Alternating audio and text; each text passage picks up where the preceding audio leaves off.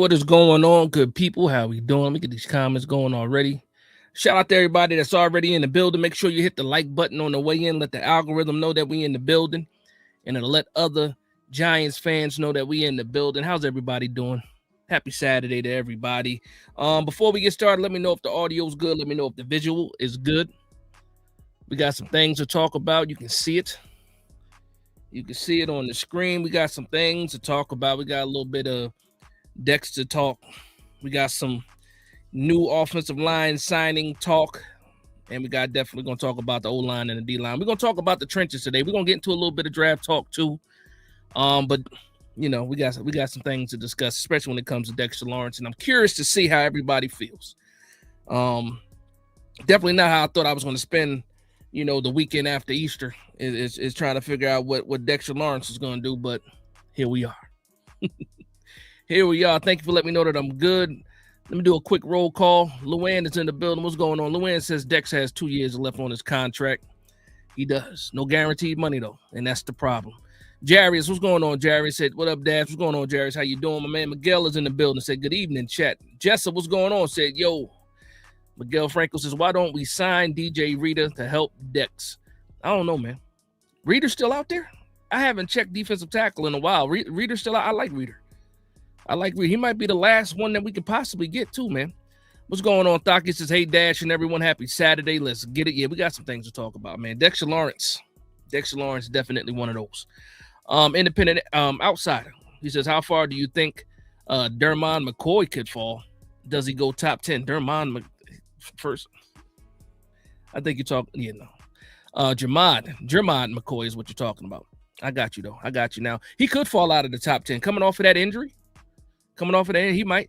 Tennessee cornerback for those that might be a little mixed up there, but that's what he meant, Jermod McCoy. Deb, what's going on, Deb? She says, heard the Giants not interested in paying Dex more as he already has a contract with them for 2 more years. Yeah, you and Luann on the same wavelength when it comes to this contract, man. And I think the Giants do hold the cards here when it comes to the Dexter Lawrence situation, but we're going to talk about that in a second. But that's where I'm coming from, just really quickly. Grasta, he says, we can't trade down Maui Noah at 5. I saw a mock draft. It might have been today or yesterday that had Maui Noah falling all the way to Pittsburgh, I believe. And I was like, wow, I can't see him falling that far. Quiz, what's going on, Quiz? Says, long time no see, Big Dash. What up? What's going on, Quiz? How you doing, man? Mr. February says, Dash was good. We need serious help at guard. You see it. That's one of the categories for real. Because I got a question to start this whole thing off too, man. As soon as I get through, you know, some of this roll call. Donovan, what's going on, Donovan? He says, Dexter's situation ruining my whole vibe. Going to get so toxic unless we win. Isaac, what's going on, Isaac? Kelvin Davis in the building. Charlie says, yo, my people, Giants for life. Dash, you thinking Caleb Downs at 5 looking more and more likely? I mean, he's definitely on my list, man. I told you guys weeks ago, I gotta leave the first round with at least Styles, Tate, Downs, no specific order, but Styles, Downs, Tate, Maui Noah, Vega, Mansour Delane. I gotta leave the first round with one of those players. Please, Giants. Prentice, what's going on? Kareem, what's going on? Said, what up, Dad? What's going on, bro? How you doing, man? Isaac says, does Rossini have any Dex news? Pause. That's crazy. Michael, what's going on? Said, what up, Dash? And hi to the chat. How's everybody doing? Tony Owens, what's going on? How's everybody? Yeah, Mr. February already starting with the filet is trash. It's going to be hard to try to see what, you know, this situation is going to turn out to be when it comes to that guard spot with Falele.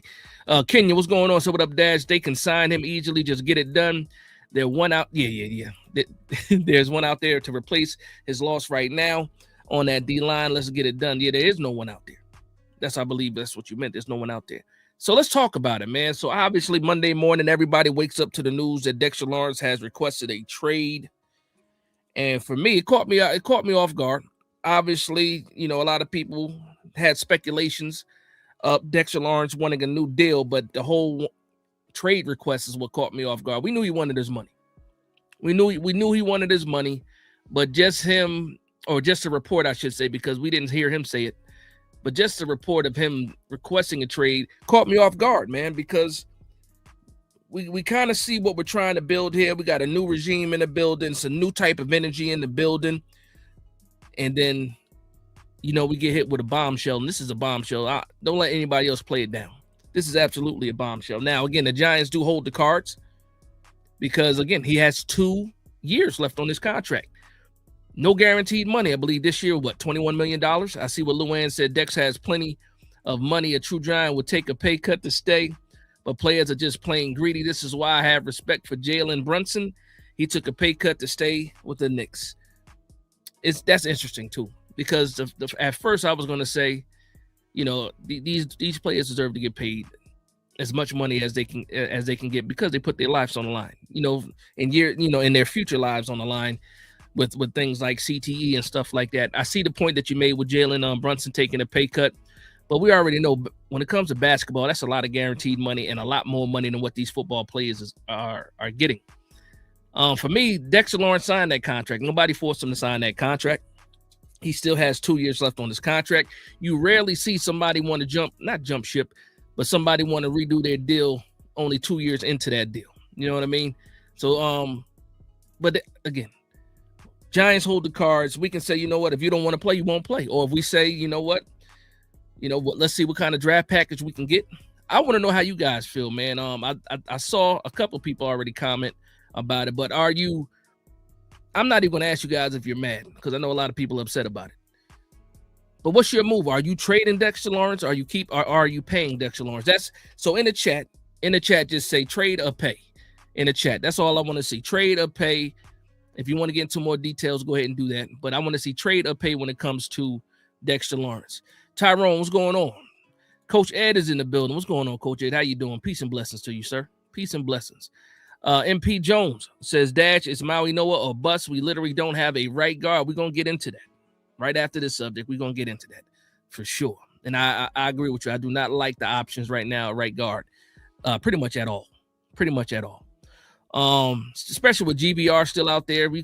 I can't say we could have easily signed him, but I don't know what's going on with the situation.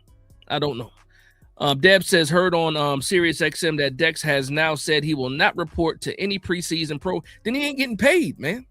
He already complained about the money, but then he ain't getting paid, man. They can play hardball, man. They can play hardball. All this stuff can happen, during the off season. I don't know if he has any like workout bonuses or anything like that, but I guess I can research that.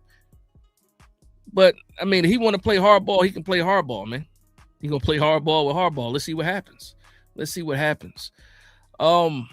No says for Lele and or Neil gonna get Dart lungs bruised through his. I put out a tweet earlier this week. I said Jackson Dart better learn salsa lessons too, because he's gonna be dancing behind that offensive line, man, for sure.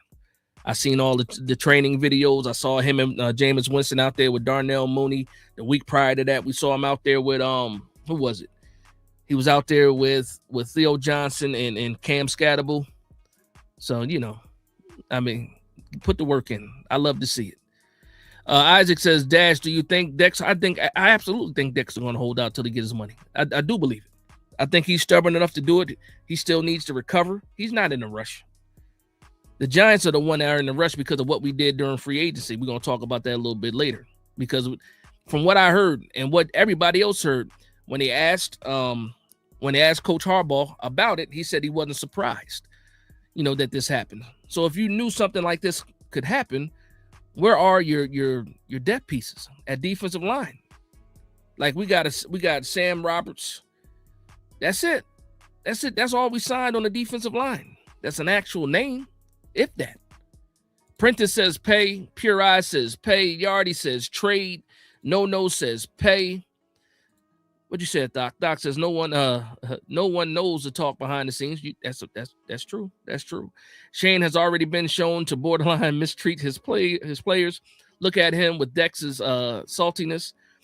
Make him the highest paid DT in the league. Pay the man. I think that's what the issue is too, man. Because it's convenient when the team looks at a player a certain way and they're looking at Dex like he's a nose tackle. And if Dex, well, he is a nose tackle. his pay is good for a nose tackle, but he's seeing other defensive tackles, and because we move him up and down the line so much, well, last year we did, messing around with Shane Bowen, he feels like, okay, forget the nose tackle title. I'm a defensive tackle. And we start looking at what some of these defensive tackles are making, upwards to almost $30 million. The rumor was Dex is looking for $30 million. That's when you got to say, well, wait a minute. Right now, he's making 21, 22 million. We talk about $9 million more. That's a lot of different players right there. That's damn near the whole wide receiver core outside of Darius Slayton, $9 million.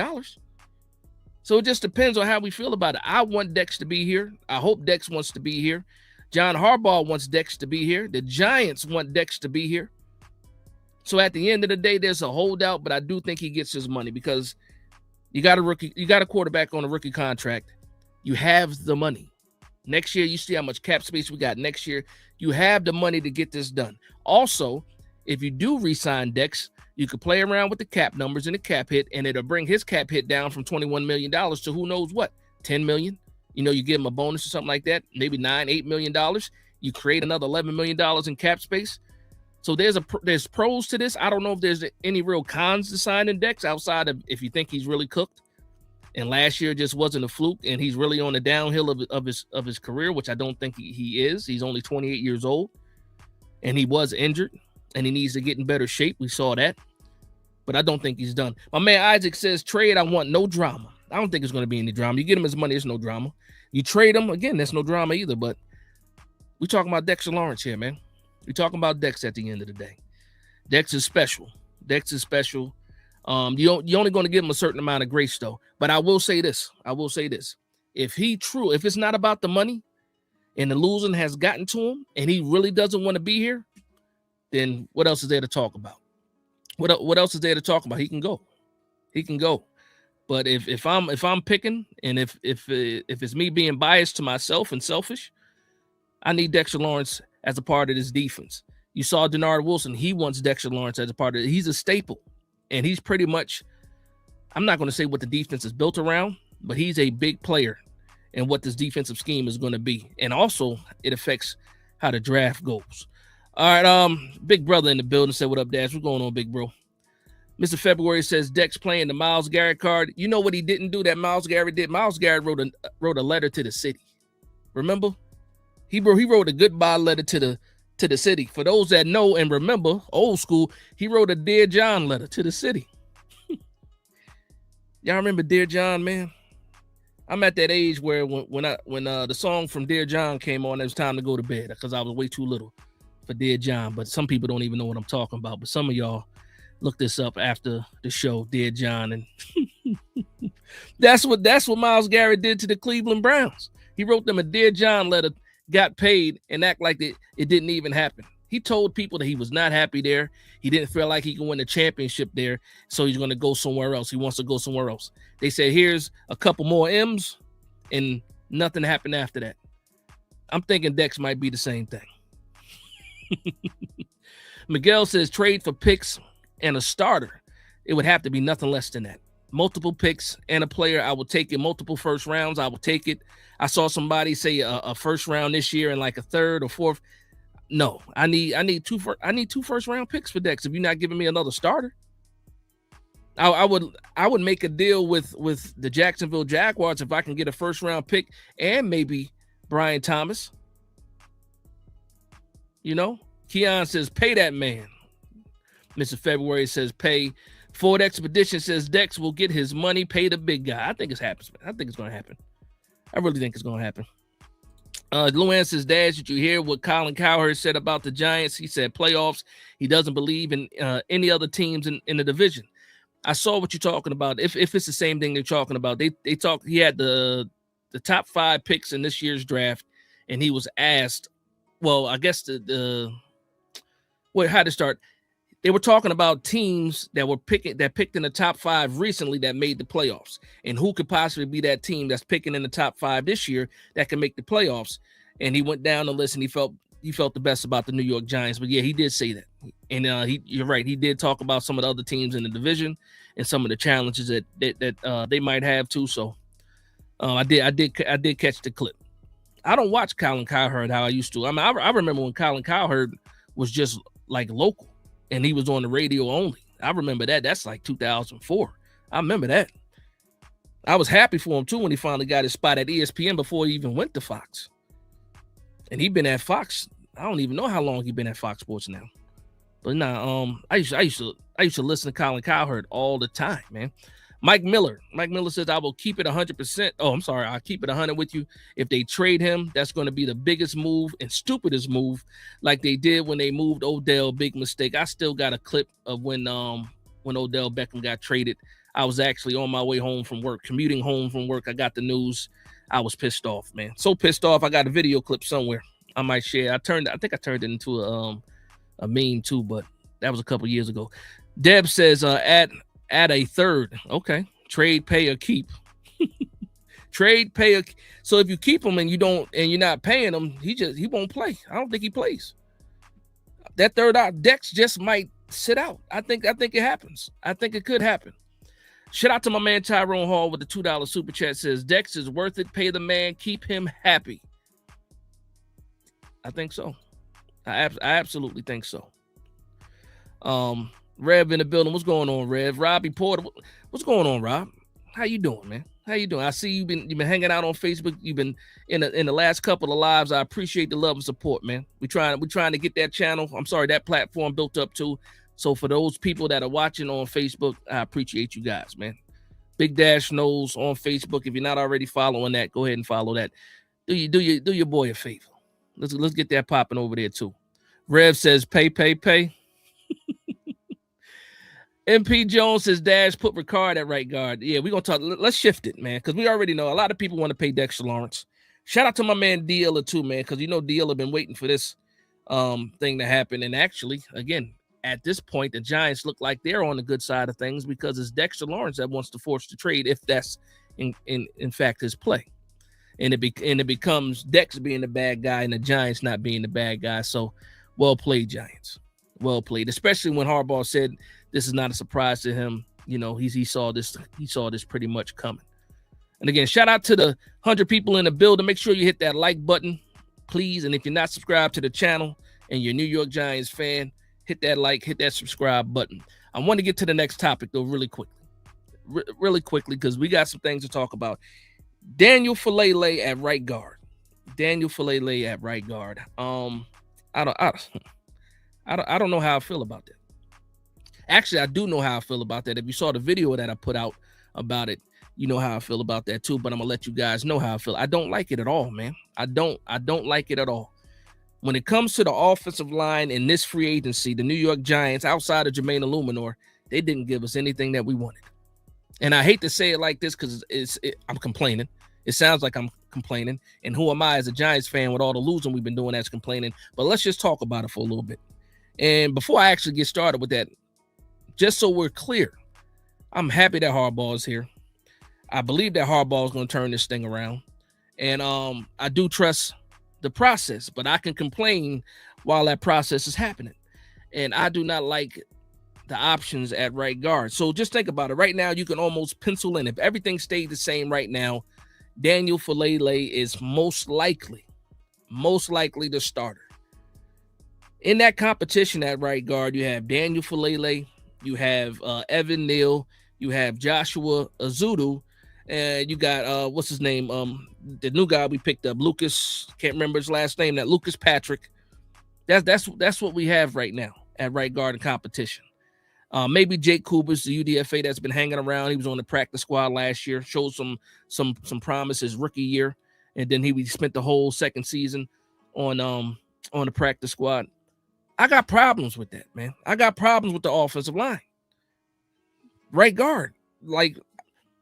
And with the way that they threw bodies at the problem, right? It's a problem at right guard, and they did throw bodies at the problem. But to me, it's almost like you're forcing your hand when it comes to the draft. Let me know how you guys feel about Falele. Am I tripping? 6'8", 380 pounds. If you watch the tape, it's not great tape. He does have better tape than Evan Neal, but that's not really saying much. I heard rumors that Lamar Jackson didn't trust him, and then they backed it up with plays where you can see Lamar Jackson, peeking at the pocket in the direction of Daniel Fillet because he let so many people get off on him. Pause.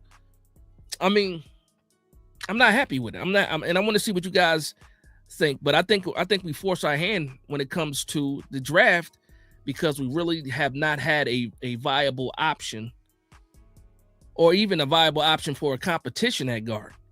And then also what you're setting yourself up for is this. Now, whoever we draft as a rookie, they become now, and if we get a first round offensive lineman, then you already know what it is. If we get a second round offensive lineman, then you already know what it is. But if we get into day 3 and we're picking one of those guys in day 3, and they're going to be in full-on competition too. So now you have a mid-round draft pick possibly battling with Evan Neal, Daniel Fillet, and what about Jackson Dart at the end of the day? What about Jackson Dart? You feel like he's your franchise quarterback. We talk about Jeremiah Love. We talk about Carnell Tate as adding more weapons and stuff like that. Get this man an offensive line, please. First off, get this man a defense. Get everybody a defense, but get this man an offensive line if you really want to do what's best for Jackson Dart. MP Jones, or Jonesy, sorry, with the $9.99 super chat. He says, let's get these likes popping, folks. Support that. I appreciate that, MP. I appreciate that. I don't know where the likes at right now. Somebody let me know, but I know we got over 120, 130 people in here. Make sure you hit the like button. Please do. I appreciate the love and support. Stacy, what's going on, Stacy? Yep. Stacy, you was the one that said it in the comment section, right? About the whole Brian Thomas Jr. So you said Brian Thomas Jr. and the second for Dex make it happen. You don't think you can push for the first rounder? Or do you count Brian Thomas Jr. as that first rounder and then an additional second rounder for Dex? Kind of like with the OBJ trade, we got 2 first rounders, but really one first rounder, but they were counting at the time. Who was the safety that we got? Peppers. They were counting Peppers as like a former first round pick. So I don't know about that. Polar Bear, what's going on? You changed your name because it wasn't always Polar Bear. I see the profile pic. That's my man from Nashville, I believe, right? He says, okay, so 30 mil is the price. How many years you giving Dex on a contract with that price? Dex ain't getting more than 3 years. Like, a lot of these guys, that's the way these teams are going now, too. I mean, outside of like the quarterbacks and wide receivers, corners, you're seeing a lot of these other people getting 3-year contracts. And the players like the 3-year contracts, too, because they get to re-up more. They get to a new deal more if they're signing a 3-year contract. We saw Jermaine Illuminor bet on himself 2 years ago because the Giants tried to sign him to a 3-year deal. He said, no, I want a 2-year deal. He bet on himself, and look, he got his payday. Simeon, what's going on, Simeon? He says, are we supposed to pay Dex extra every time someone makes more money? Talk about it. That's a slippery slope, man. He says he'll wait his turn for a new contract or he can leave. Let me find out you work for the Giants, Simeon. He can wait his turn. I heard somebody say that, the New York Giants run defense and the defense as a whole has been terrible with Dex and without him.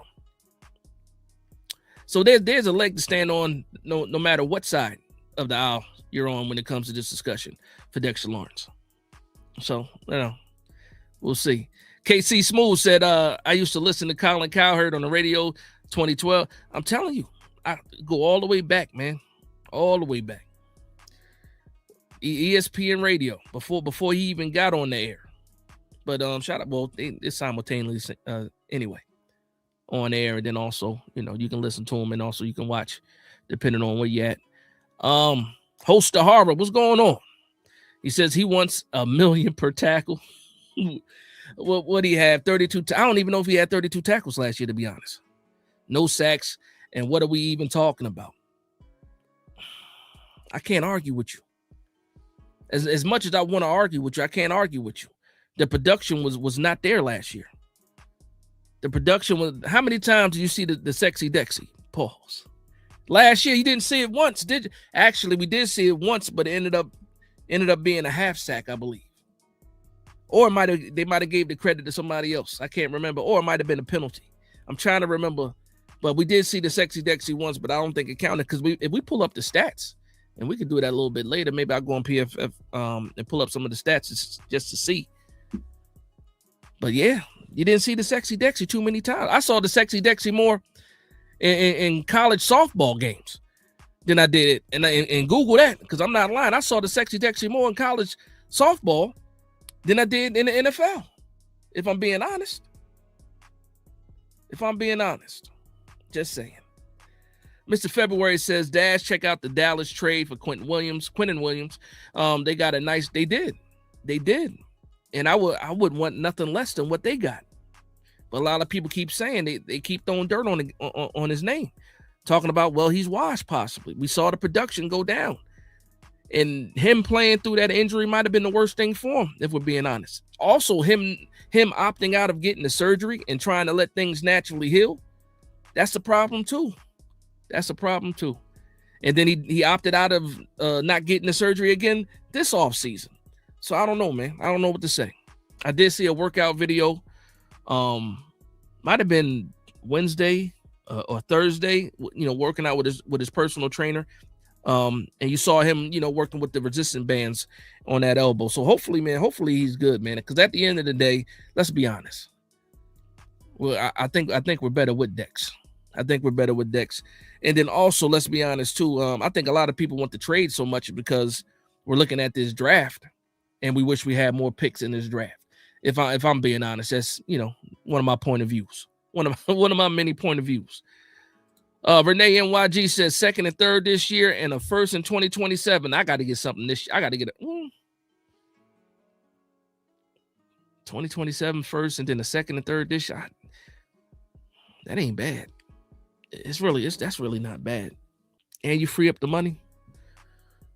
But then you create a gigantic hole on the defensive line in the trenches. Supreme Chris, what's going on? He says he's only worth it if he puts in the effort. We don't need another year like last year. Again, I think he was hurt. I think he really was hurt. And he was out of shape because he was rehabbing the whole summer. And also, he first kid, wife gave birth to the first kid. I think Dexter Lawrence put on some pregnancy weight. It happens. Happened to me with my firstborn too. I still haven't worked it off, and he almost 20 years old. Luann says some sports analysts said trade the 5th pick to the Saints, and we pick 8, and probably Styles will still be there. At 8? Nah, that's pushing it. Somebody's bound to fall in the draft. It happens every year. But I don't think Sonny Styles is one of those guys that's going to fall. If I had to do an early prediction of who might fall, I'm thinking Reuben Bain. I'm thinking David Bailey possibly. I'm even thinking Caleb Downs might fall. You could say Carnell Tate can fall. But I don't think Sonny Styles is falling. I don't think so. Ja, what's going on, Ja? He says, as bad as the D was last year, you do not improve it by moving arguably the best defensive player. No, you're absolutely right. Absolutely. They do not get better this year without him. Listen, I agree with you. I could see from both angles, this situation. My whole deal is this.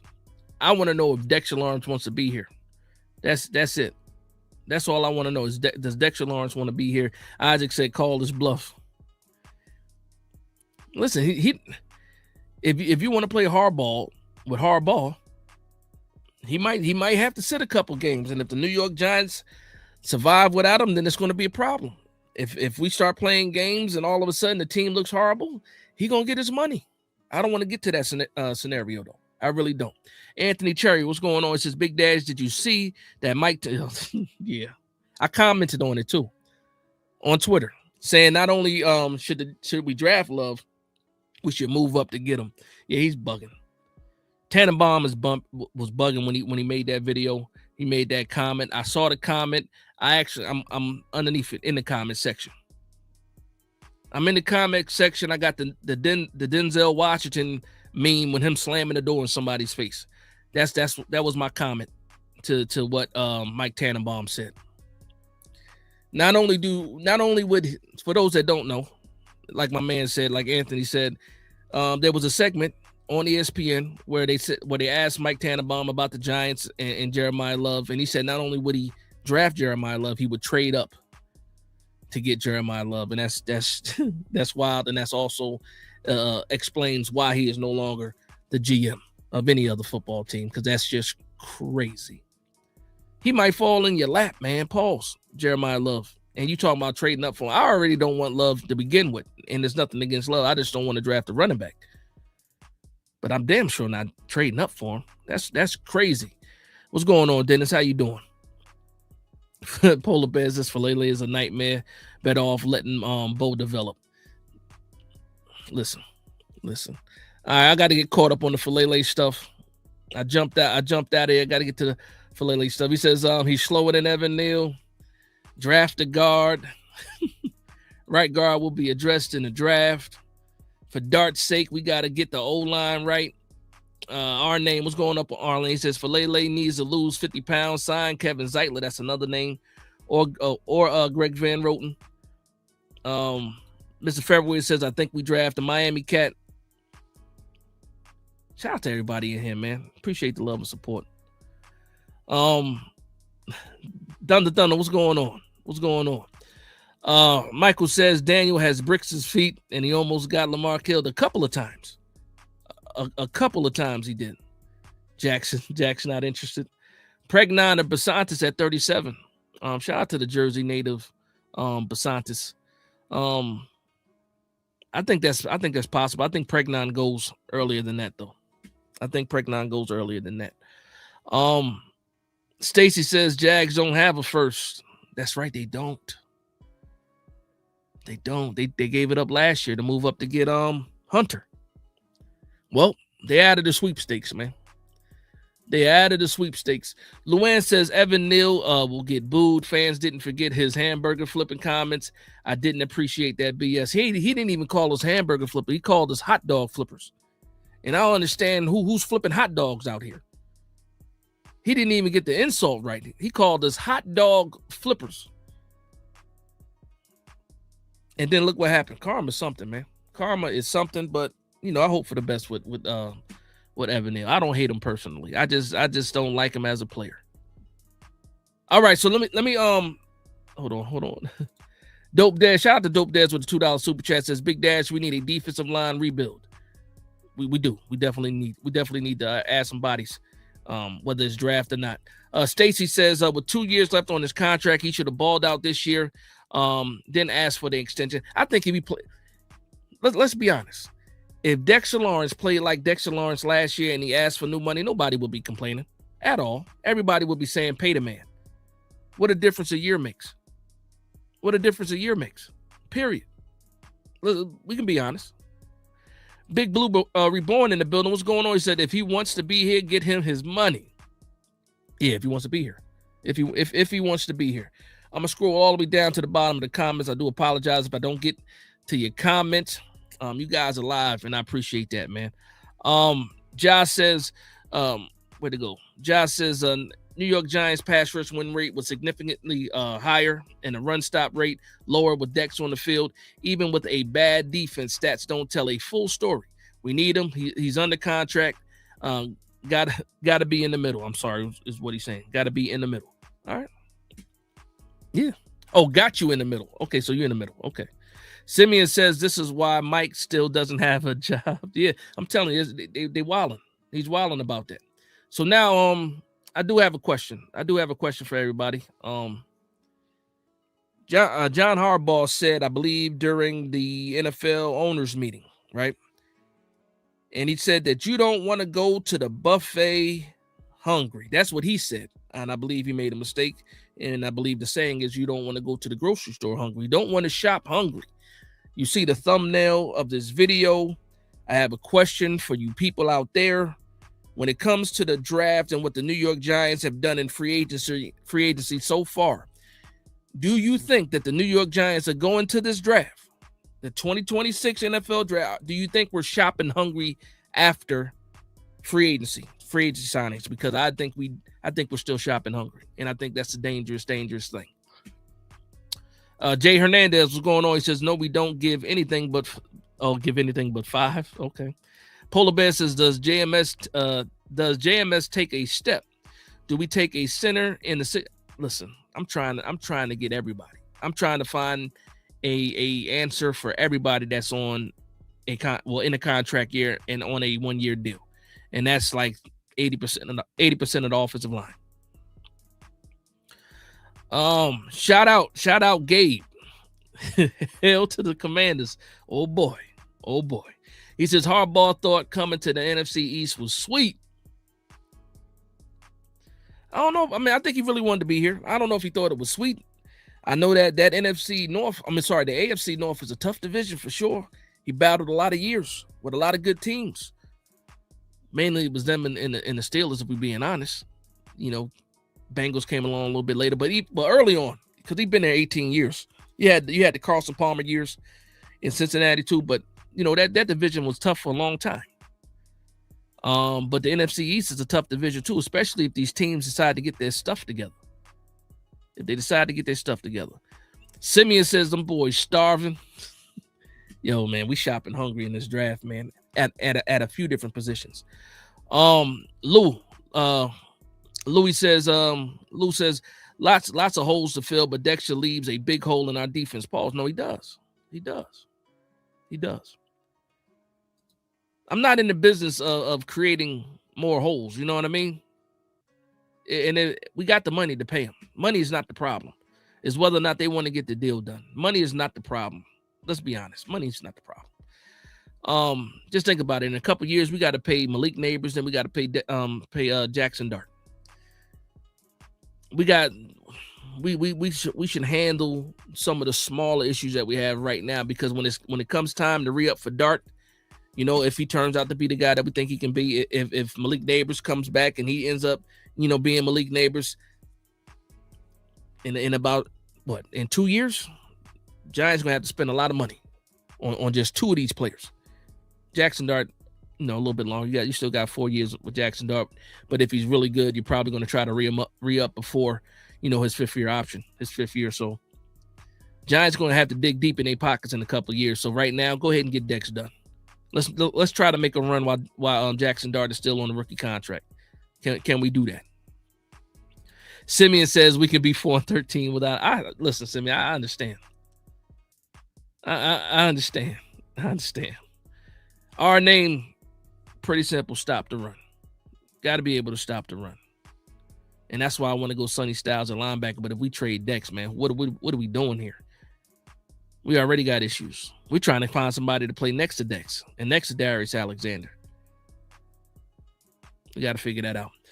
Man, Dinka, what's going on? It says Sonny Styles is the answer. Got to see Dak, Jalen, and Jaden twice. He says Styles would be the neutralizer. I think so. Just, I'm going to go off track a little bit, man. And every week I go off track, man, often too. We talk about what the New York Giants have been missing, right? What they've been missing defensively. And that's good, solid linebacker play. Not just being able to stop the run, but also being able to cover tight ends and all this other stuff. You have an opportunity, possible opportunity. Who knows? He might get drafted before he even gets to 5. You have an athletic beast, monster, who has only been a linebacker for 2 years. But in those 2 years of being a linebacker, he's already looked at as a top prospect. Some people call him a blue chip prospect. On the defensive side, in the position of need that you need, to me, it's a no-brainer.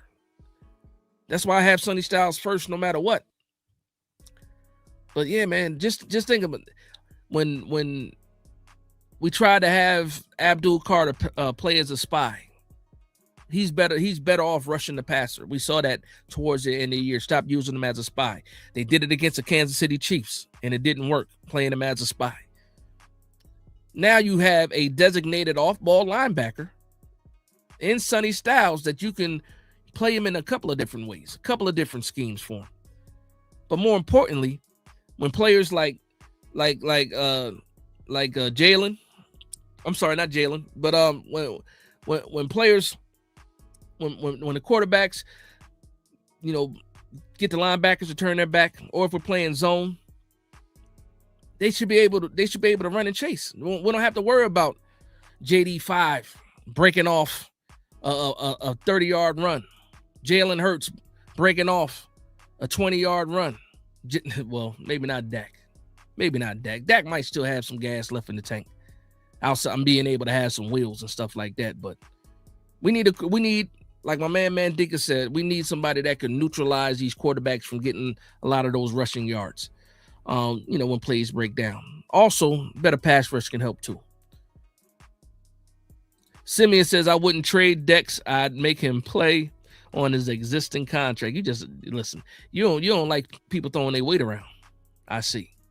You don't like them throwing their weight around. I hear you. It's the part that makes you mad is still 2 years left. If he did it with 1 year left on his contract, understandable. He did that this year after a subpar season for Dexter Lawrence standards. Because if you say subpar, people go crazy. You say subpar, people are like, well, even you say it's a down year for Dex, but he was still top 7 in this. I'm talking about for Dexter Lawrence standards. Forget the analytics. What did your eyes tell you? Last year when I was watching games, I said simply, I didn't need to know the sack count. I didn't need to know the tackle for loss count. I just said, I looked at the games and said, where's Dex? Where's Dexter Lawrence? That's the answer. Because nobody on the Kansas City Chiefs is saying, where's Chris Jones? Right? Nobody on the Eagles is saying, where's Jalen Carter? You know what I mean? Nobody, none of those teams are saying that, but we were like, where's Dex at? Is he on the field? And sometimes he wasn't even on the field. But for the most part, he was on the field, but you're just sitting there like, where's Dex? He picked the wrong time to hold out, in my opinion. But I understand because he thinks he's better than a lot of these guys that got big money. And when you feel like you one of the best, and you got a couple of guys that's maybe 5th, 6th, 7th on the list, and you believe you're a top 3 defensive tackle or either the top guy, and these guys are making more money than you, I understand. I do. Tony Benino, what's going on? Tony says, if we trade down, we're not getting Styles. Even at 5, he may be going. No, absolutely right. When in any trade down scenario, I'll take a step back. If you trade from 5 to the early teens, or not even the early teens, 12 to like 15, right? All the players that have been in every mock draft that the New York Giants have done, or people that have done mock drafts for the New York Giants have done, they're not going to be there. They're not going to be there. So I don't want to trade out of the top 10. If I can get to 10, there's a chance that Tate is still there, that Caleb Downs possibly could still be there, Mansour Delane can be there. At least you can get the guard out of Penn State to be there. But once you trade past like 12, what's the purpose of all the losing we've been doing anyway? What's you got pick 5 to take somebody, especially if somebody that might be a one of a kind talent. Stephen R said, did you see JMS offseason workout video? Yeah, he was with AQ Shipley. I saw that. I like that he's working on his craft. I do like it. I like the coaching he was getting, because it was some subtle things that JMS does, and I think it's to compensate for him not being the strongest center out there. And if you watch the video, Steve, he was talking about trying to use too much torque instead of torque, just be solid in your stance. And I like that he was getting coached up like that. So, hopefully it works. Hopefully it works. I'll tell you what else works: having better guards around you. I made this point too in the video when it comes to the offensive line, because I'm gonna be honest with you guys, 100%. I don't like John Runyon. I don't like John Runyon. JMS, I'm a big supporter of JMS. I want him to get better, and then the right guard is a black hole right now. There's nobody there. There's nobody there. So I want him to get better, but I want better guards next to him too. And you know who deserves better offensive linemen around him? Andrew Thomas. Just think about it. As long as Andrew Thomas has been here, it's been a game of musical chairs at left guard next to him. As far back as Will Hernandez. Right? As far back as Will Hernandez. It's been musical chairs. for Andrew Thomas. We haven't got a chance to have anybody solid next to Andrew Thomas. I'm like, come on, man. He's the one. Jackson Dart and Andrew Thomas deserve to have, a good offensive line. Oh, man. Shout out to Tyon in the building. $2 super chat says Dash and chat. What's up? Last show with Emery was fine. I appreciate that. And don't forget this Wednesday. I'm glad you reminded me. The next Big Dash Draft Talk, special guest Bobby Skinner, Giants Nation show. We'll be in the building. We'll be talking Giants. Make sure you guys tune in for that 9 p.m. on Wednesday. It's going to be a good show. Our name says Carl Banks. Carl Banks, LT, Harry Carson, Armstead. Yeah, Armstead, you threw that name in there. Peppers. But, yeah. Pepper.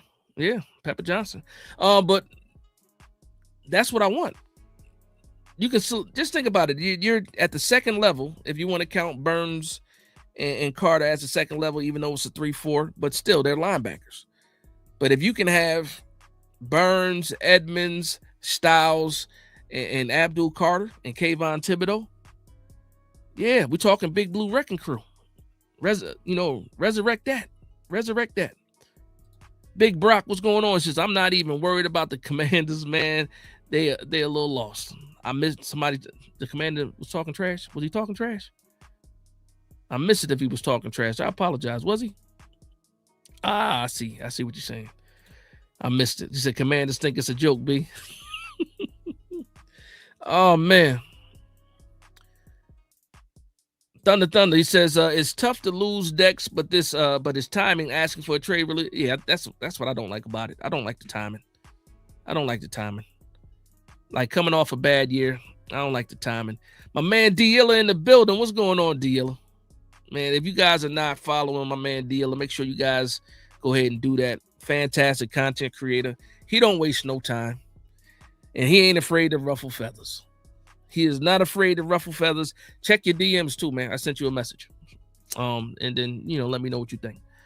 Lucas says he wants to get paid. That's why he requested a trade. That's his only leverage. Yeah, I 100% agree with you.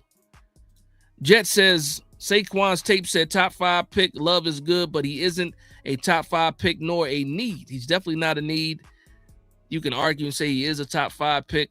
Some people, I don't think his college tape was better than Saquon Barkley. I don't believe he was a better prospect than Saquon Barkley, but some people will argue against that. And for the people that do argue against that, I go back and watch Saquon Barkley. Like Jeremiah Love is nice.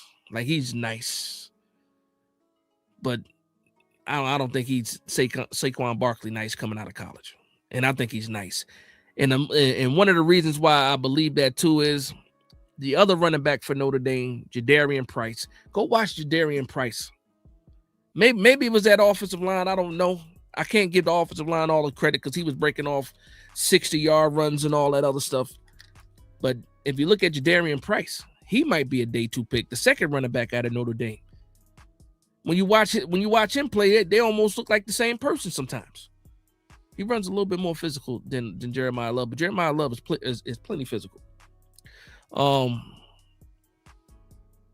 Thunder says some of us might look at this as selfish, but you also got to look at it as from his perspective.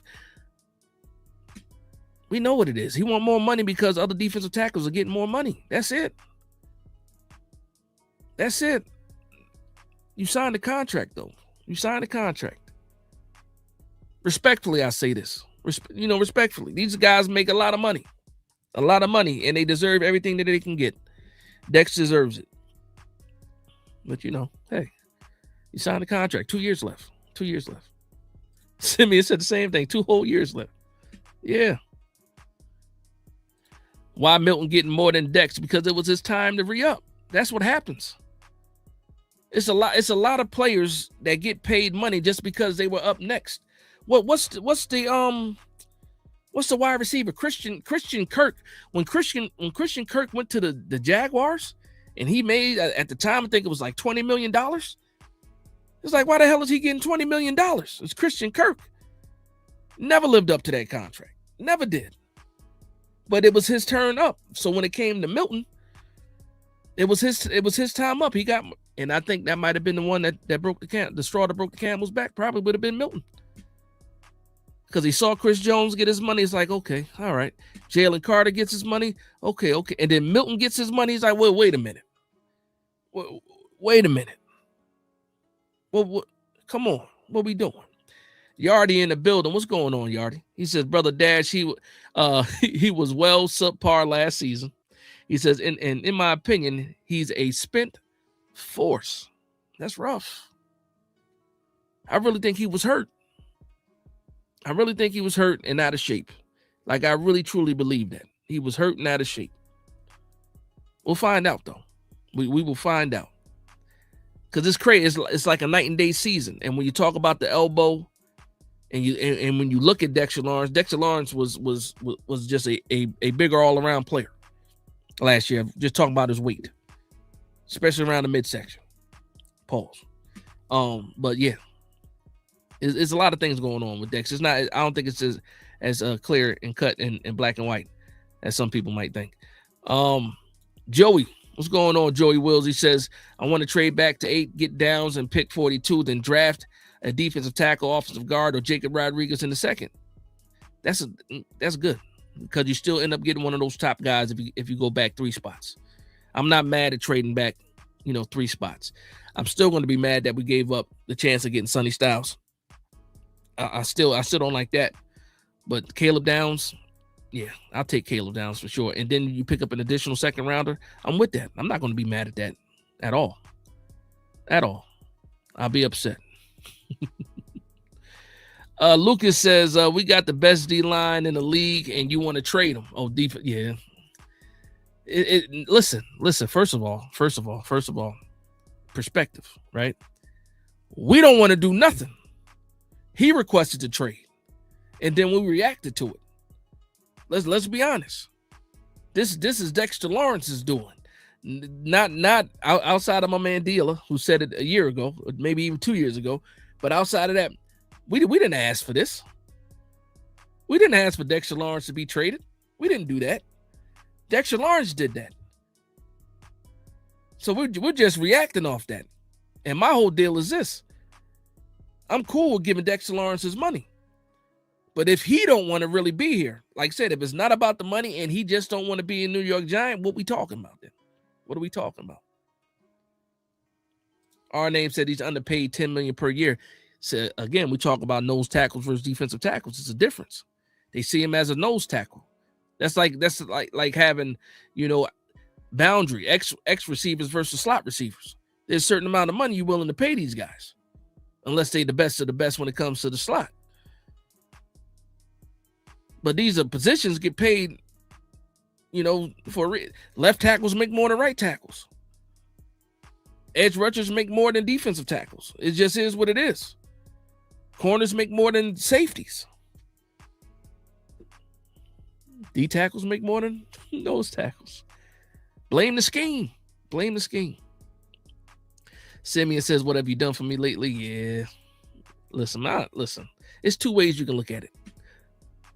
Glass half empty, glass half full. I tend to believe that he just had a down year and that was it. I think he can bounce back. And I think if he gets his money, then he'll definitely bounce back. Now let's say this though. Imagine Dex does this. He gets his money, and then he doesn't play well. It looks like the same Dex from 2025, right? And I know a lot of people will just say, well, I know Simeon too for sure. See, I told you. Now we got him for another. See, I told you. He was really cooked. It's a game of dice, man. It's a 50-50. It's 50-50. But I'm still leaning on Dex not being done. Shout out to Mark Sullivan. What's going on, Mark? How you doing, man? Hopefully you're having a good start to your Saturday, man. Well, good start to your weekend. And you had a good Saturday. He says, who is this? Does Convin Poon shaky hands concern you? Who? You got to rewrite that for me. Don't do a super chat. Rewrite what you mean. Shaky hands concern you. Who? Dude, Convapone. Yeah, I think that's you misspelled it. Shout out to Carlos Vid 7473-499 super chat says, my problem with Dexter is what happens when you pay him and then he pulls this nonsense in another year and a half. Dude clearly doesn't honor contracts. How many contracts has he had? Just 2 of them, right? 2 of them? 2 of them, right? Hey, Mark Sullivan, man, put your comment in so I can know who you talking about when you said shaky hands. Who's the shaky hand, man, you talking about?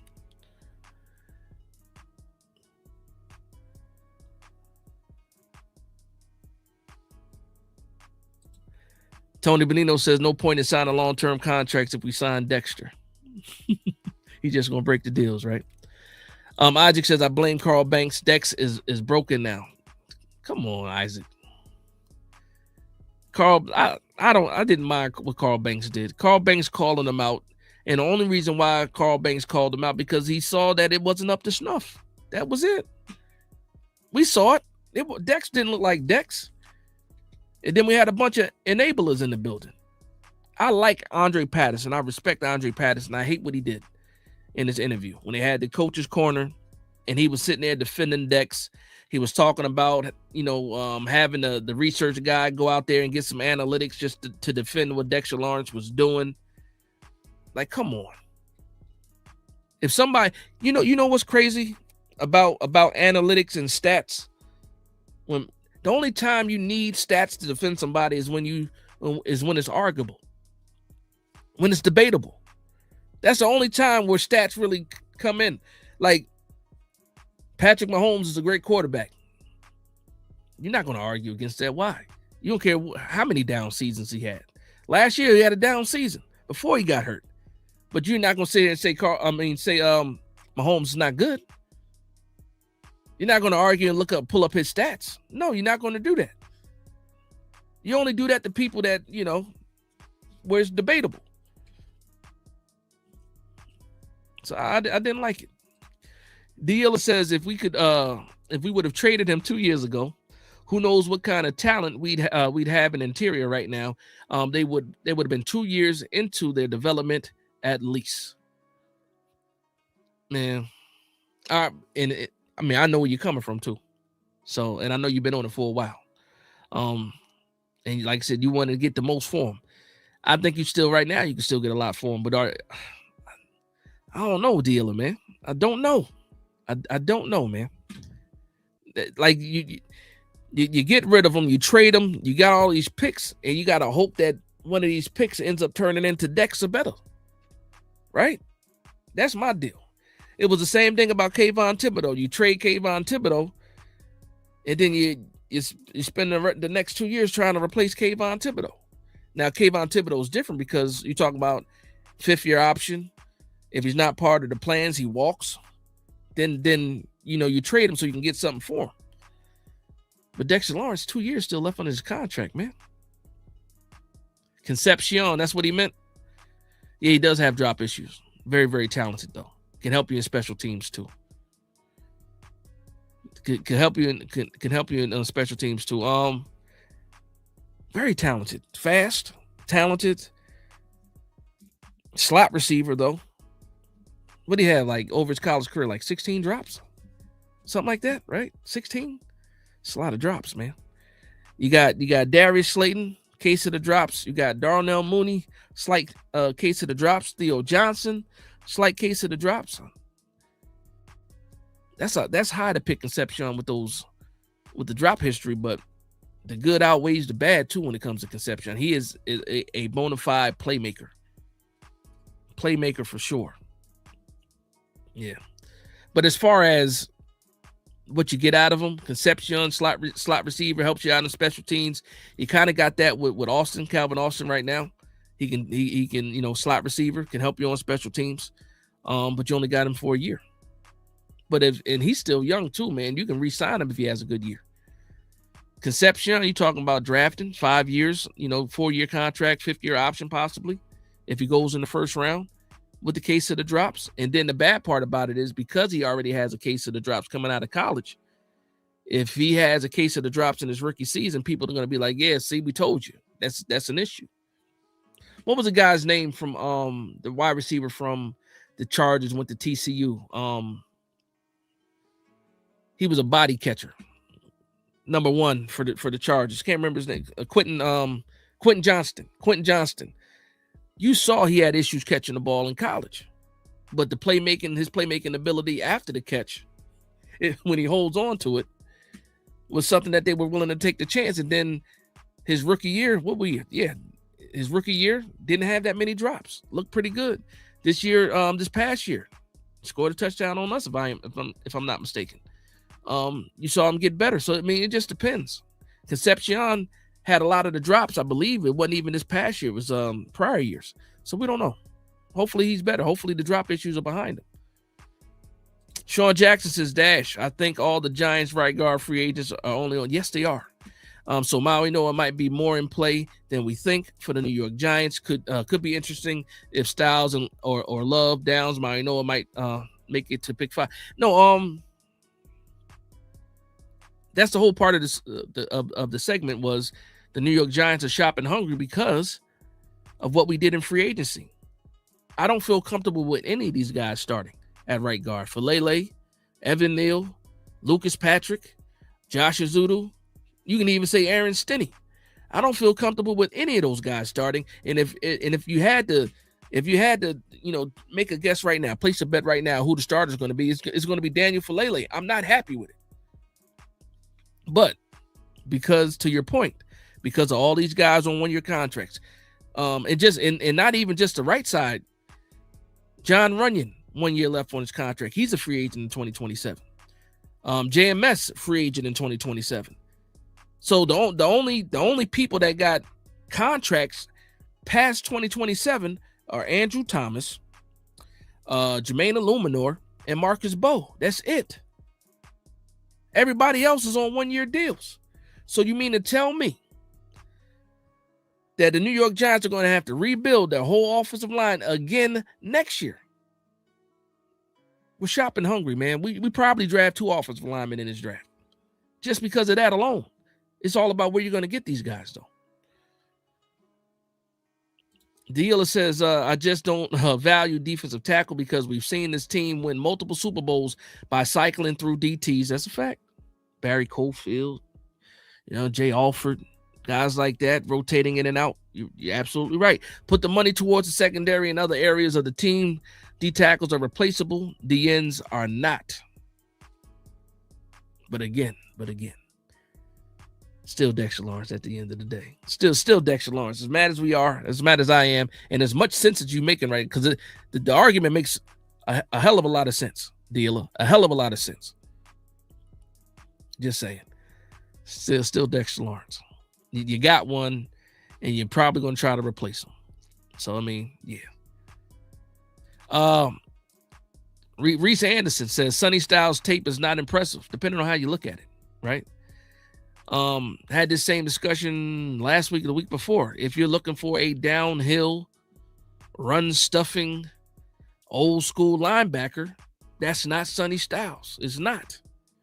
And that's after it. No, that's what you got Tremaine Edmonds for. You want somebody going downhill, challenging guards and all this other stuff? That's Tremaine Edmonds. Sonny Styles is a run and chase. At times, coverage linebacker. And a solid tackler. A lot of people complain about him not bringing enough pop. How many tackles did he miss? So he might not be able to do that at the next level. Well, we got to prove it. But from what I've seen, short tackler. The speed is something that's on film. We've seen him tackles for loss. We've seen that. Chasing people down to the boundary. We've seen that. I'm going to ask you a question, Reese.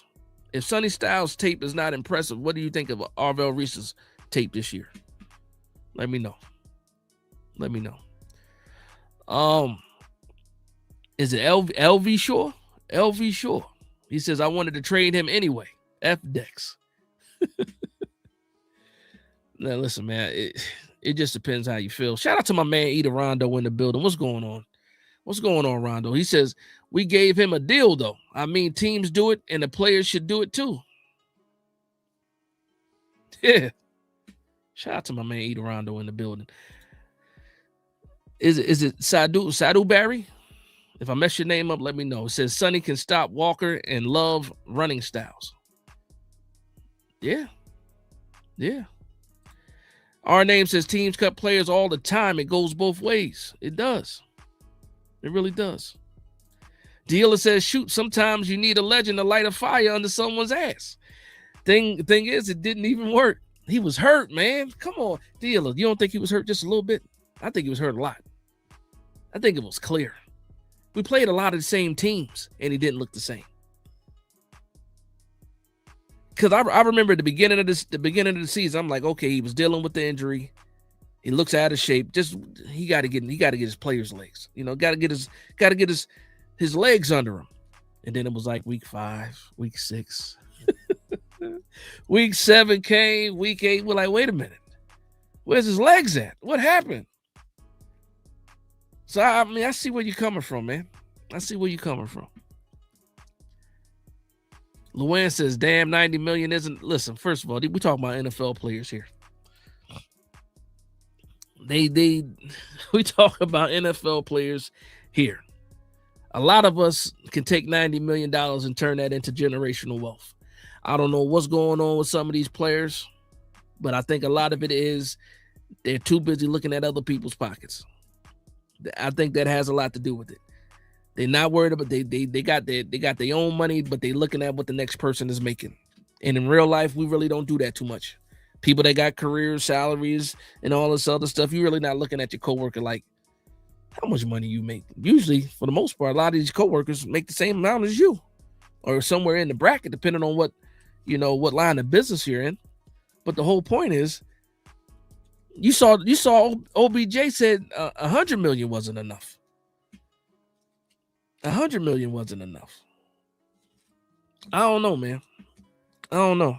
They live different lives than we do. Well, I can't speak for anybody else. They live different lives than I do. They racking up M's like that. They pay for stuff that we don't pay for. You know what I mean? Our name said owners make billions. They do, because they actually own something. They own the team. They deserve to make their billions. They own the team. That's what it is. If you were an NFL owner, you wouldn't be saying, you wouldn't feel that way. You only feel that way because we're on the outside looking in. For these guys that have been making this type of money their whole lives, possibly some of them, especially with these owners, if it's a family business, like the Mavericks, they make this money all the time. I don't know. Shout out to my man Ford Expedition in the building with the $5 super chat. He says, these players be having me laughing. They act like they're getting paid minimum wage. Again, I agree with you. That's why every time, before Evan Neal got re-signed, I was thinking, like, man, hopefully he bought some real estate. Hopefully he bought some real estate. What's a player that didn't make Devin Kennard, right? I'll use him as an example. Devin Kennard played for the New York Giants. Didn't make a lot of money, wasn't some superstar or anything like that. The man invested in real estate. He invested in other businesses. He's doing well for himself off of the couple of $1 million that he made in the NFL. He played for the Giants. He played for the Arizona Cardinals. I think he had maybe a 7-8 year career, and now he's in real estate and he's investing in companies and stuff like that, and doing a pretty good job at it.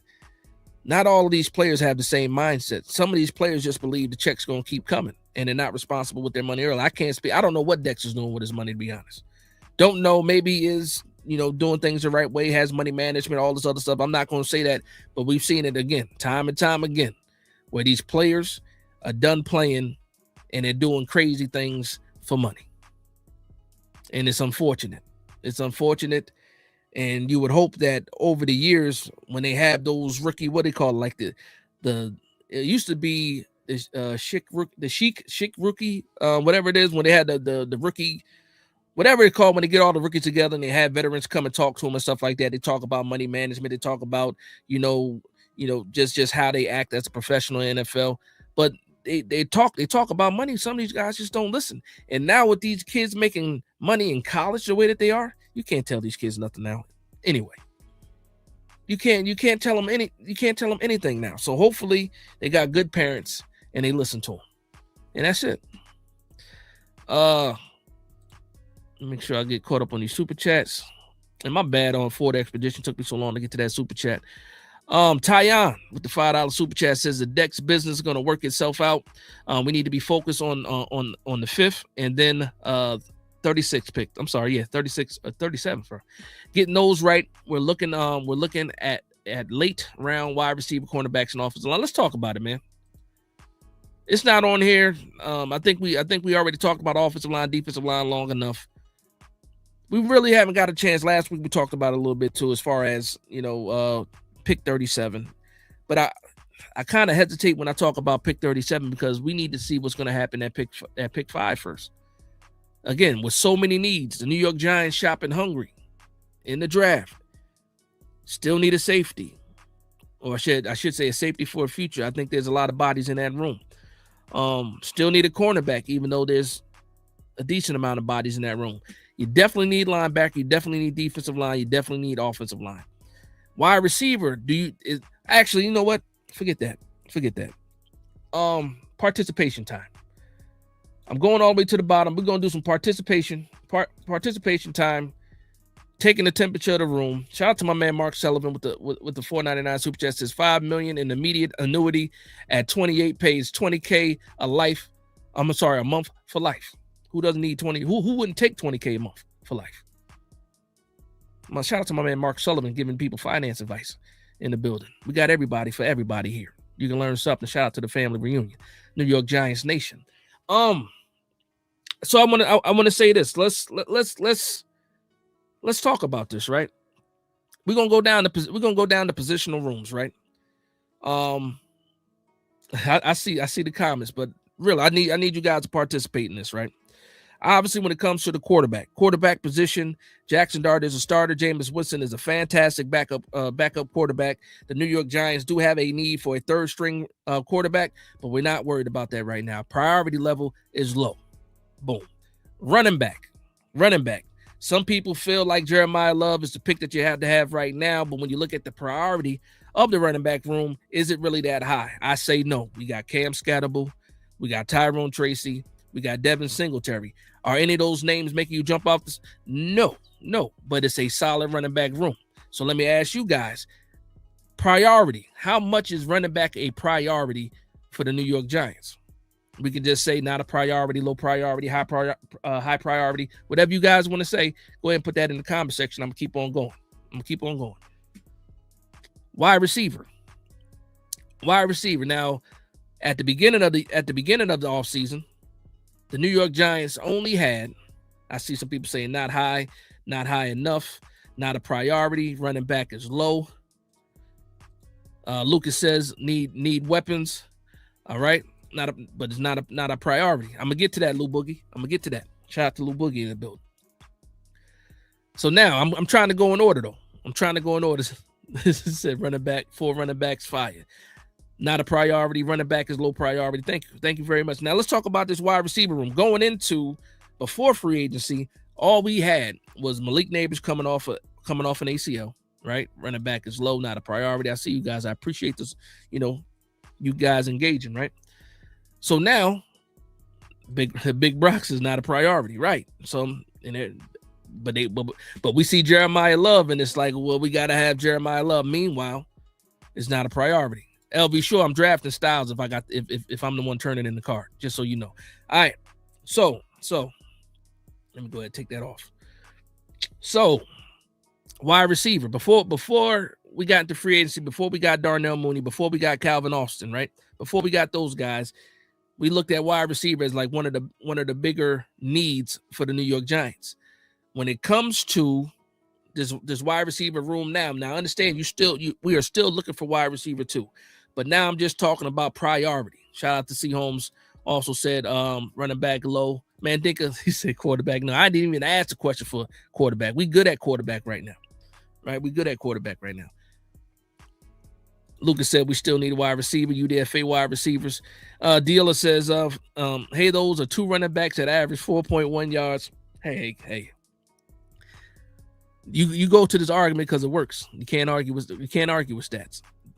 I understand. He says just put that into perspective. Ezekiel Elliott averaged 3.8 in his last year with the Cowboys. People considered him to be washed at that point. Right. Again, but it went from what Ezekiel Elliott was to what he became. It's a difference, because when Ezekiel got out here, people were arguing like he's the best running back in the division. They were arguing that Ezekiel Elliott was better than Saquon Barkley at a point in time. And then when you see somebody going from one of the top running backs to being a guy that averages 3.8, that's one thing. I don't think anybody looks at Cam Scatterbull or Tyrone Tracy or Devin Singletary in the same light as, one of those other top running backs. We think of these guys as a solid group that can be productive. That's how I see it. Well, wide receivers though, right? With the wide receivers, how much of a priority is wide receiver now after the signing of Mooney, and then also Calvin Austin? And again, Malik Neighbors looked like he should be good to go by the start of the year. I'm glad that I saw him participating in the workouts. So it went from being high, it went from wide receiver being a high priority to my point. This is my point of view. If we get to 5 and we take Carnell Tate, okay, cool. I see why you did it. But Carnell Tate went from second on my list to possibly 5th on my list, behind the linebacker, the cornerback, the offensive line, and yeah, what I say, Styles, Downs, Maui Noah, Tate is 4th on the list, but actually cornerback 5th on the list. So you see what I'm saying? So wide receiver, I don't know. Cringy Grinchy says 7 out of 10 priority for wide receiver. I say 6 out of 10. I say 6 out of 10, because I think if we don't get Tate in the first round, right, and we get somebody, I saw somebody said Denzel Boston as a wide receiver, then you're cool. If you get somebody like a Jacoby Lane later, you're cool with it. So that means that if you're cool with waiting to get a wide receiver, that means it's not a high priority. Now, when you shift to the offensive line is the highest priority in my opinion, even more than a linebacker. But I just like Styles that much. But that's the highest thing for me. I see people all over the place. All right, we're gonna wipe the slate clean again, because we all over the place. Again, we can't stay focused, but we'll try to stay focused. I want to know what's the highest priority right now for you personally. What do you believe the highest priority for the New York Giants is right now? Be specific. If it's cornerback, say cornerback. Don't just say secondary. If it's safety, say safety. If it's lineman, say whatever part of the line it is. If it's linebacker, say off-ball linebacker, say edge. Because we all over the place. My man Pure Eye says 5 out of 10. I agree with that too. Reese said cornerback, if this is still what we're getting at, unless you guys are going to start over. Mark Thompson, what's going on, Mark? I missed your call yesterday too, man. I apologize for that, man. We're gonna get in touch. Lucas says Mooney and Austin are wide receiver 3s. Yeah, but Mooney can play wide receiver too. He can do it. If Darius Slayton can do it in a year, put up numbers that then I think Mooney can do it. I think he could do it. But hey. Thunder says high priority, but I want Styles. So you talking about high priority? It's not a high priority. Linebacker isn't a priority. In my opinion, he says you're getting McFadden back. We don't know what version of McFadden we're getting though. I like McFadden a lot. I'm a fan of McFadden. But even a 100% healthy McFadden is not competing with Styles, in my opinion. No.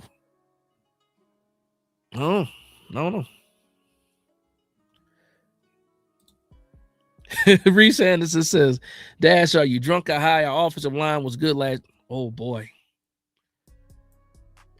Reese. Damn, Reese.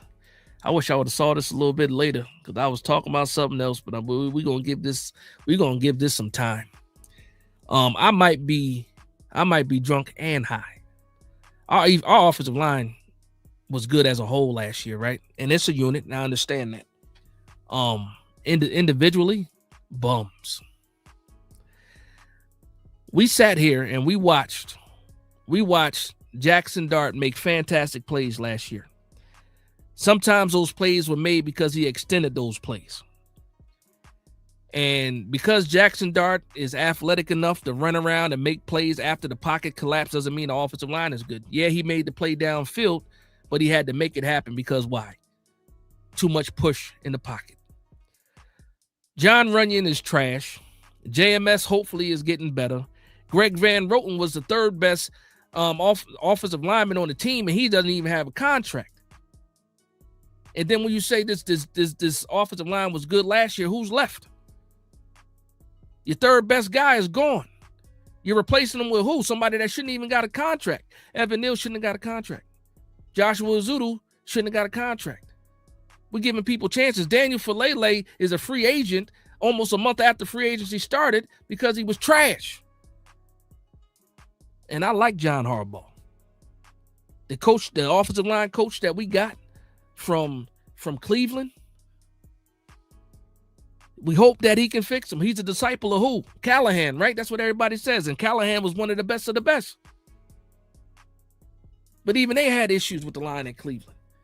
So when we say this offensive line was good last year, why was the offensive line good last year? Because the quarterback play was better. Let's be honest. The quarterback play was better. Jameis Winston got in there and got the ball out quick. Again, go do me a favor. Do me a favor. Go right. If you watch if you got the ability to watch all 22, go do it. NFL Premium, go do it. Pick whatever game you want. A game that we won, a game that we lost. Go watch John Runyon. I don't care what I can be blind right now. And you can have games scrolling in front of me, and I can just point my finger at one of those games, and I bet you John Runyon was trash. Trash.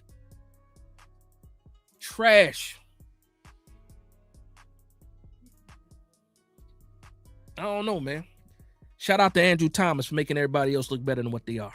Shout out to Jermaine Illuminor for being solid. But this interior offensive line is bad. Period. And if it wasn't bad, people wouldn't be talking about it the way that people are talking about it. Why does everybody want Maui Noah to move to right guard if he comes to the Giants when he's a right tackle? Because the offensive line is trash. Why are they talking about getting Pregnon at 37 if the offensive line was so good? Because the offensive line is trash. Trash. Drunk or high, man. What? You kidding me? You let me know what you was watching, bro. Just because Jackson Dart can dance doesn't mean you make him dance. You think he back there running for his life because he feel like it? Because it's cool? Hell no. He running for his life. Why? Because he's running for his life. That's why. That is why. Last year, we get caught up in numbers. Oh, the New York Giants, third best rushing team in the league. That's cool. That's cool. But what did these running backs do to get these plays? How many of these holes were clean? How many times was it the running back making the play? How many times did they have to break a tackle in the backfield to do it? How many times did they have to bounce it because the hole wasn't there? Just because they made stuff happen doesn't mean the offensive line was good. I like watching those plays from him. What about him tearing his AC? What are we talking about now? We jumping. Okay. All right. All right. Defensive tackle. I forgot what my original question was now. Bookend tackle says McFadden isn't close to Styles. He's not. Not really. He's not really. And shout out to my man Reese Anderson too, man. Let me tell you this, man. Let me tell you this too, man. Because nobody. Reese has his opinion. He can have his opinion. Because he's a Giants fan and he's amongst family, we can argue, we can debate, we can have fun, we can poke fun, we can do it in the comment section, we can do all that stuff. But guess what? Reese is a Giants fan, and I stand by Reese. So I don't want nobody saying, oh, I'm picking on people. I'm not picking on people. I like having these debates. I like having these discussions. But shout out to my man Reese, because Reese shows up every time and he's solid on his point of views. And he will back those things up. And I respect that. Challenge me, please. I don't like people just agreeing with me to be agreeing with me. If you feel different, let me know. Let me know. So Reese, shout out to you, man. Shout out to you, Reese. Lou Boogies, cornerback, we ain't got nobody. So yeah, so that's where I was at. So you got I see a lot of people saying defensive tackle though, as far as it high priority, and I think the defensive tackle has it. Defensive tackle is very, very important. I think because Darius Alexander didn't jump off right away. He kind of slowly gained his speed, and then you saw him the last couple of games of the season look good, like he was, developing correctly. I think he's gonna make somewhat of a leap. I'll say that. I think he turns into a solid player at where we need him to be. Now, the other thing is, what about the other side of Dexter Lawrence? Let's just say Dexter Lawrence and the New York Giants settle their differences. Whatever needs to happen happens, whether it's paid, whether it's a negotiation, whatever it is. Let's just say Dexter Lawrence is here. He's happy. To answer these other questions, you got Darius Alexander. Then on the other side, you have who? You got the man with the 3 names, Roy Robertson Harris. Then after that, you got the guy that's coming off of injuries. What's his name? Sam Roberts, right? Sam Roberts. And then after that, who? Who's there? So defensive tackle, I do agree with you guys with defensive tackle as maybe the top priority. But when you look at the defensive tackles and where the New York Giants are picking, there's not a defensive tackle that you can take at 5. There's not a defensive tackle you can take at 5. So now we're doing process of elimination. And now you're looking at, as far as BPA, where BPA meets need, and also where BPA meets need versus what was valued at 5. And when you look at the talents now, and this is where the Jeremiah Love thing comes to play. Because when you look at Jeremiah Love, a lot of people think of Jeremiah Love as a top prospect in the draft, not just a top running back, the top prospect in the draft. So the New York Giants might look foolish if they don't take him. But again, we don't need a running back. So what's left after that? You got Styles, you got Downs. Reese might fall to 5, but again, when I look at Reese, I see the same thing as Abdul Carter mainly. And then we already got issues with our edge rushers competing for snaps with Tibbs in the mix. And let's just say Tibbs is still, he's not traded, he's still a part of the team. So for me, linebacker makes sense with Sonny Styles. Caleb Downs makes sense. And then if you think it's Maui Noah, that makes the most sense at 5 for me. Those 3 guys, Styles, Downs, and Maui Noah at 5. That's where you got to go. And then depending on what happens at 5, then when you get to 37, that's when you're looking at everything else. Let me get back to where I was. What you laughing at, Big Brock? Yeah, we listen. Shout out to Kenya too, man. Said that the need is on defense because we didn't have any issues scoring points last year. Yeah, Jackson Dart was running around making plays. Running around. Remember that Philly game? He's shaking people, stepping back, spinning around, going in, and then find Wandell Robinson, on the shallow cross. Or he's stepping up, stepping back, running around. Jackson Dart was scrambling out of sheer survival. Sheer survival. It was times where Jermaine Illuminor was holding his block, trying to look over his shoulder to see where the hell Dart was, just so he know which way to move the defender, because he in there fighting for his life because the interior offensive line was trash. Man. Dope Dez with the $2 super chat said running back scattered hurt. Tracy hurt, Singletary trash. Dope Dez wants Jeremiah Love. Hey man, everybody's entitled to their own opinion. Shout out to my man Dope Dez. I can't do it though. Deilla says, hold. Speaking of Slayton, Dontavian Wicks just signed for a 1-year 12. Oh yeah, I saw that.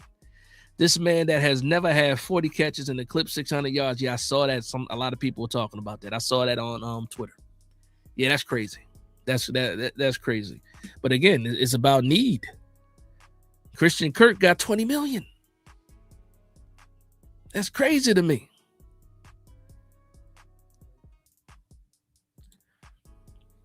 Oh, now I get your point, Reese. Shout out to Reese. Reese said, but Dash, you're forgetting the part where Neighbors is coming off. Oh, no. Coming off a torn ACL. Y'all really want to depend on Mooney and Austin. Nah, draft Carnell Tate and call it a day. I can't argue with the point of view. He is coming off ACL, and you really don't want to depend on Mooney and Austin. But is that first off, is Carnell Tate a better prospect than Downs at safety or Styles at linebacker? If the answer is yes, then Carnell Tate makes sense. Because you do have Mooney, Austin, and you got Neighbors coming off ACL, you know. And then also, like I said, is Carnell Tate the type of player where if Neighbors doesn't look like Neighbors, you get the same production from Carnell Tate? I don't know. But you got to ask yourself a lot of questions. I'm happy. I'm happy I'm not the GM or the head coach of the New York Giants. This scenario that they have right now, they got to get it right. They got to get it right. Period. And there's a lot of ways they can get this thing wrong too, man. It can get spooky out here. It could be fantastic, but there's also a chance of things getting really, really dark.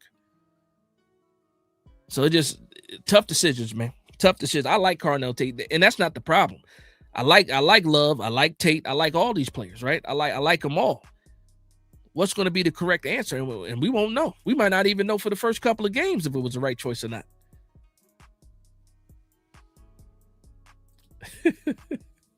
Simeon says Evan Neal and Azuto are still here. I see what the jokes. I see the sarcasm. Lou Boogie says, Big Dad, Corey Webster retired long ago. We need a CB1. That's another thing, man. That's another thing. So I saw reports. Well, we saw that Paulson Adebo. We're going to take a little sidestep for a little bit, little detour. We saw that Paulson Adebo did not show up for the workouts, right? Rubbing people the wrong way. Rubs me the wrong way, too. Pause. And then I saw reports today or yesterday. They said that, well, even though he didn't show up, he's been in contact with the New York Giants. I don't care what kind of contact you've been in or you've had with the New York Giants. First year, new regime, new scheme, new system. Why aren't you here? Outside of that, this is not no rookie head coach we're talking about. Just the name of John Harbaugh deserves a certain level of respect. Why aren't you here? We found out Sam Roberts, because I was getting on Sam Roberts too. And then I found out that he was having surgery. He wasn't cleared to travel. So I backed up, walked those comments back. Okay, cool. We know Dexter Lawrence is going through what he's going through. Okay, cool. Not cool, but I understand why he's not there. Why would he be there? Paulson Adebo penciled in CB1, coming off a year where we feel like we didn't get our money's worth. And you want to just lollygag and come in when you feel like it? Nah, man, I got problems with that. And then they try to say, oh, well, he's been in contact with them. I don't care. They told us the first day that those guys got into the building was the first day of install. They out there lifting weights in the room. I don't know where the install took place. Probably during the meetings. Whatever. You're a part of this team. You're making a lot of money on this team. It's a new regime. We look at you possibly as a leader in that secondary, which obviously he is, because who else is out there to be the leader of the secondary? You got to be there, man. Sorry for the detour. Dealer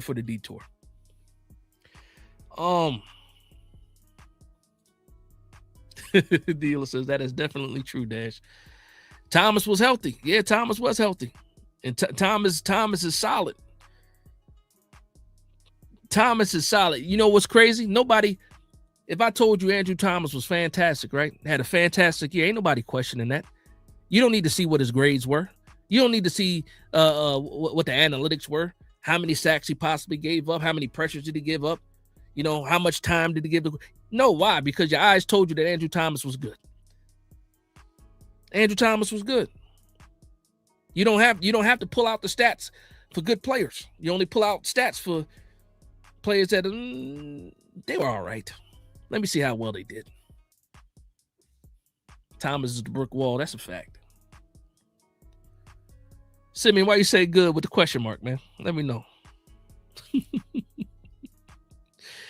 Greg, what's going on, Greg? He says offensive line, exclamation points. You need to keep the quarterback upright and run the ball. Also, you must stop the run. I can't see the G-men getting pushed around and run on at 5 to 6 yards a pop. We're in a dilemma. We're in a dilemma, and I hate to say it, man, because I think we did a lot of good things during free agency. But I still don't think we did enough. Because you're not supposed to go into the draft hungry. You're supposed to fill holes in free agency, and then when in the perfect world, in the perfect football NFL world, you fill your holes in free agency. When you get to the draft, you draft BPA, best player available. That's what they say in the perfect world.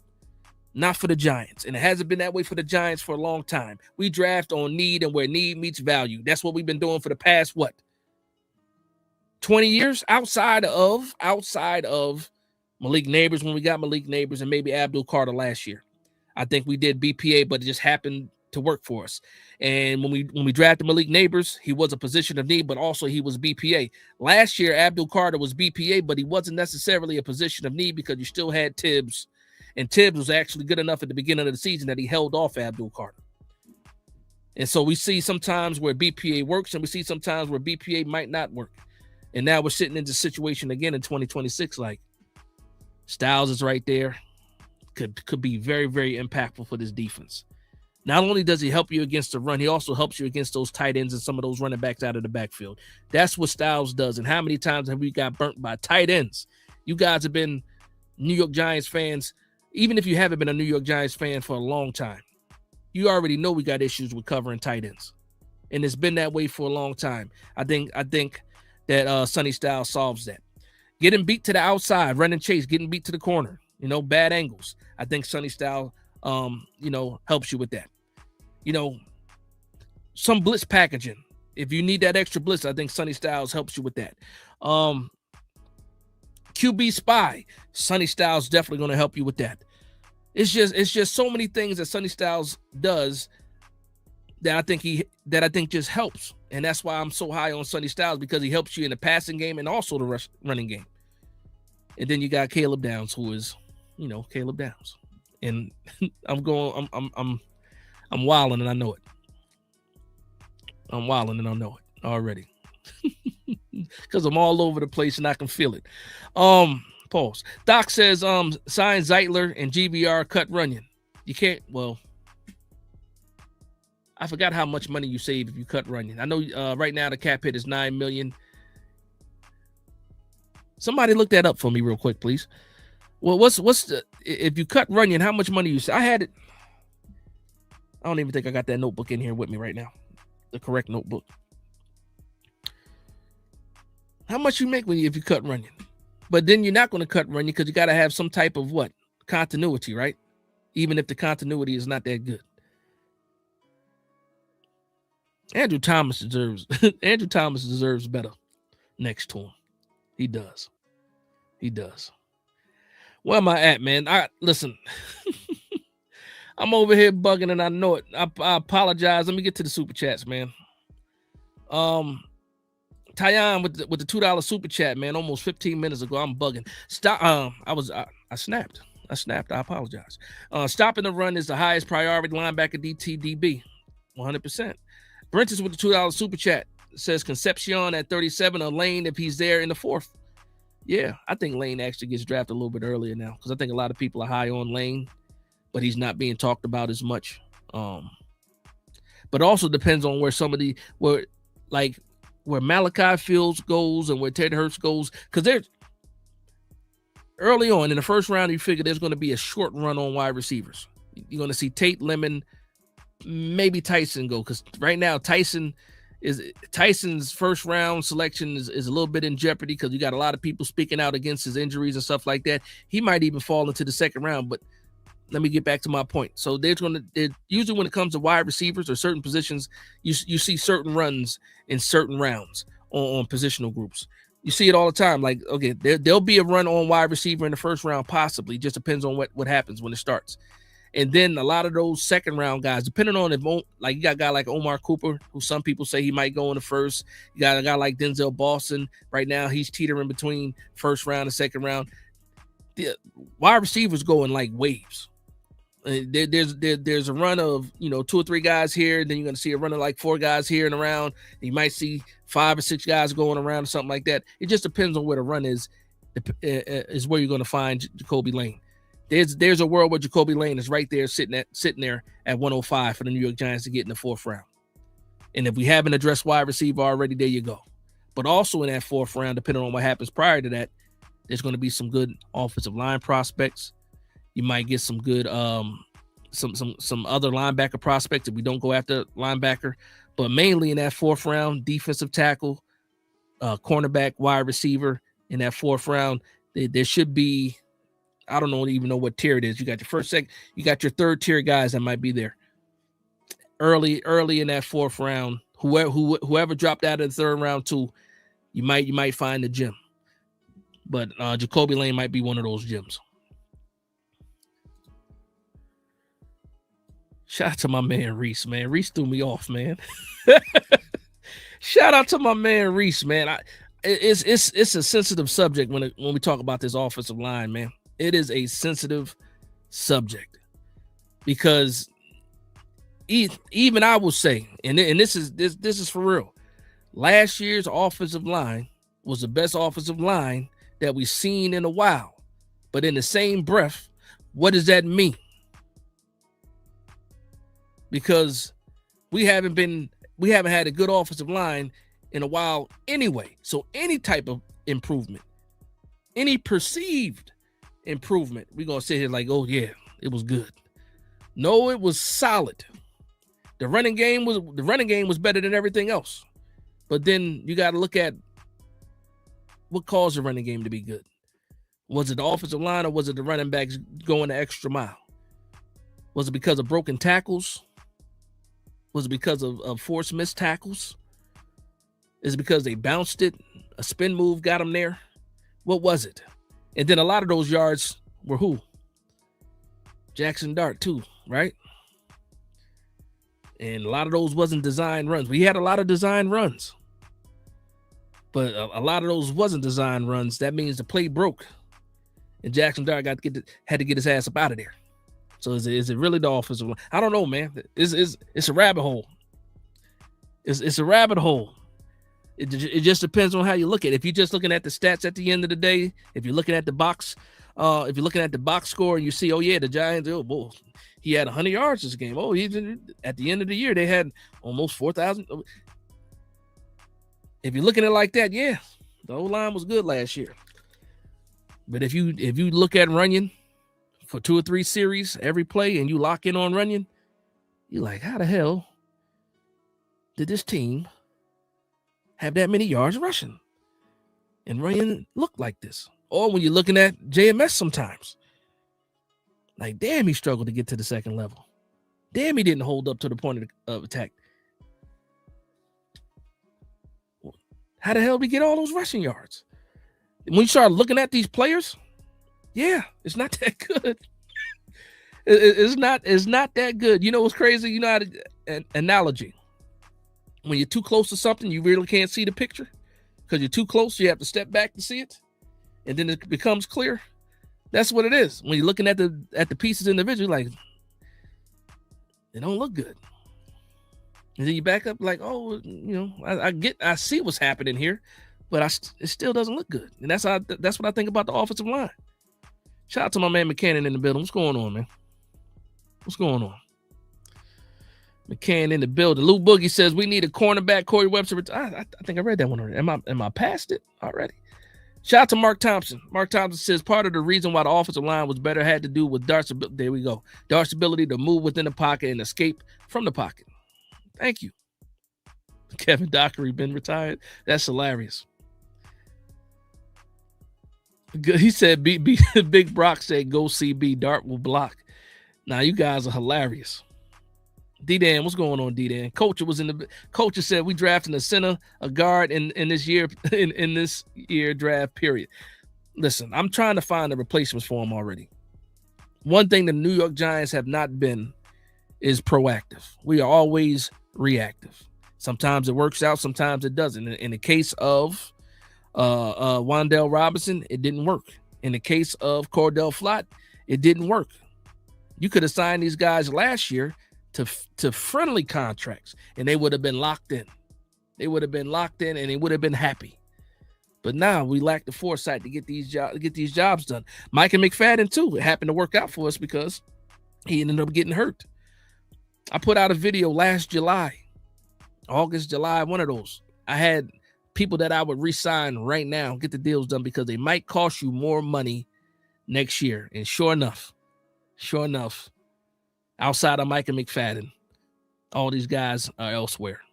Jermaine Illuminor got picked though. He got his money in a friendly deal too. So I owe some people an apology too, because I thought Jermaine Illuminor was going to make way more money than that. But also some people thought Jermaine Illuminor was only going to get $8 million. And you see where he end up, 13.5? So neither one of us was right. You just was more right than I was. Oh, man. Mark Thompson says, I believe the Giants will take either Styles or Maui Noah. I think we shopping hungry, and Maui Noah becomes more and more of an option because of it. Unless John Harbaugh is really looking at Daniel Falele like he's the one. Oh man, John Harbaugh looking like Falele like Neo in the Matrix. He's the one. I don't believe it. I don't think John Harbaugh believes it either, but damn, what we doing? Greg says, would Peter Woods be there at 37? He might. I'm seeing more and more mock drafts with him at 37. What the difference between him is he did lose a lot of weight. Not a lot of weight, but he got in shape. In 2024, I believe he weighed around 310. He showed up at the combine at like 296, so maybe he just lost that weight for the combine to show some of his athleticism. But also when it comes to Peter Woods, he's more of a pass rushing defensive tackle than like a run stuffer. And I think what we're looking for is a run stuffer. So it just depends. But also we're looking for good players, and I think he's good enough to pick at 37. I'll say that much.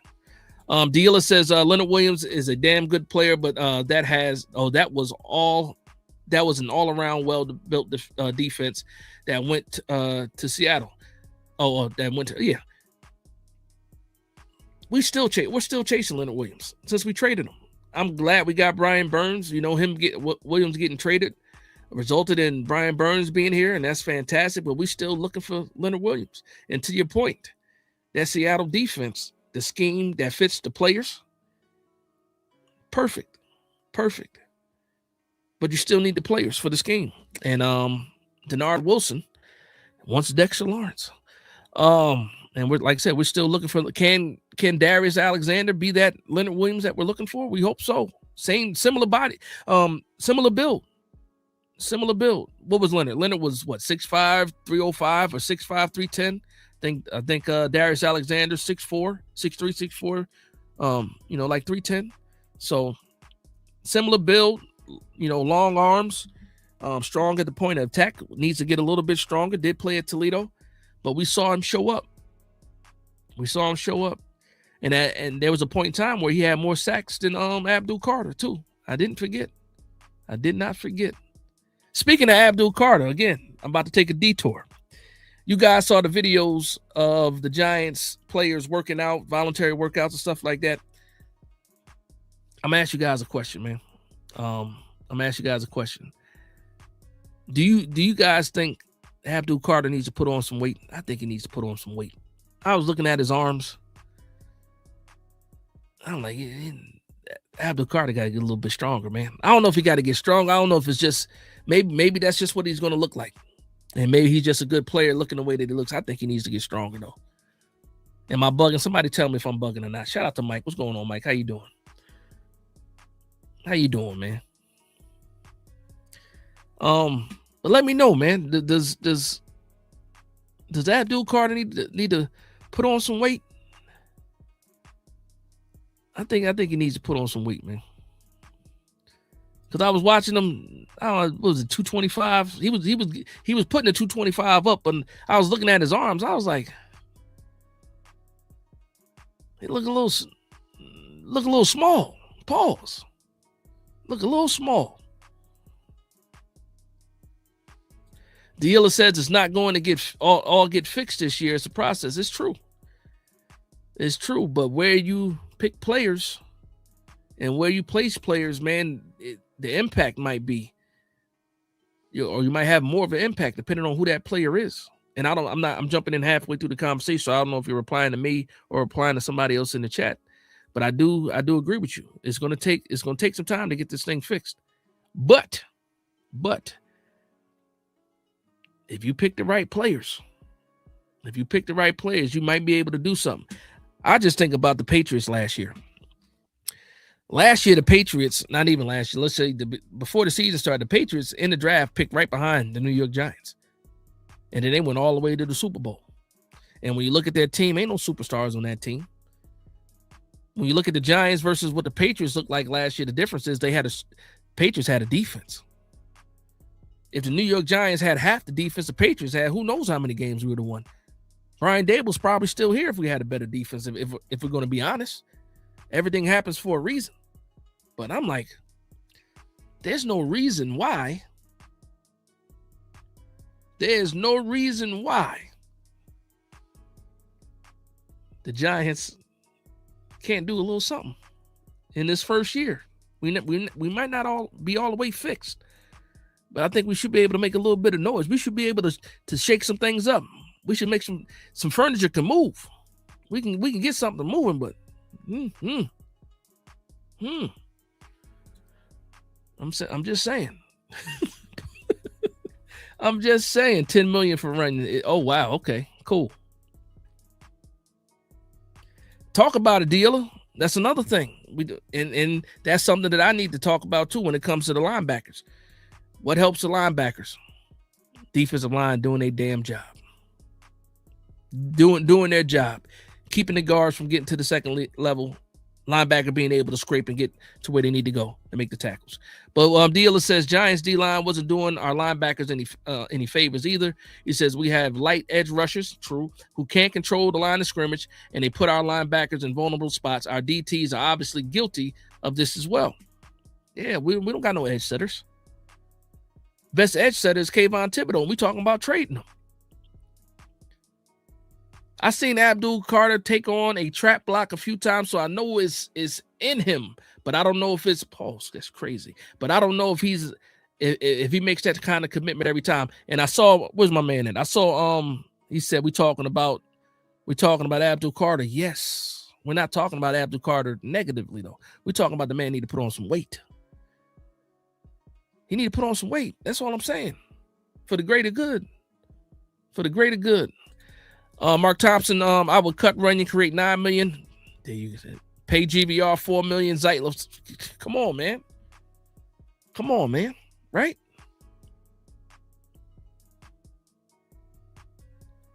October, what's going on? He says, your dad's just getting on. I had to hit that rewind. Okay, yeah, true. Make sure you go back and listen to it, man. We had some heated moments, just a little bit. You know how family get.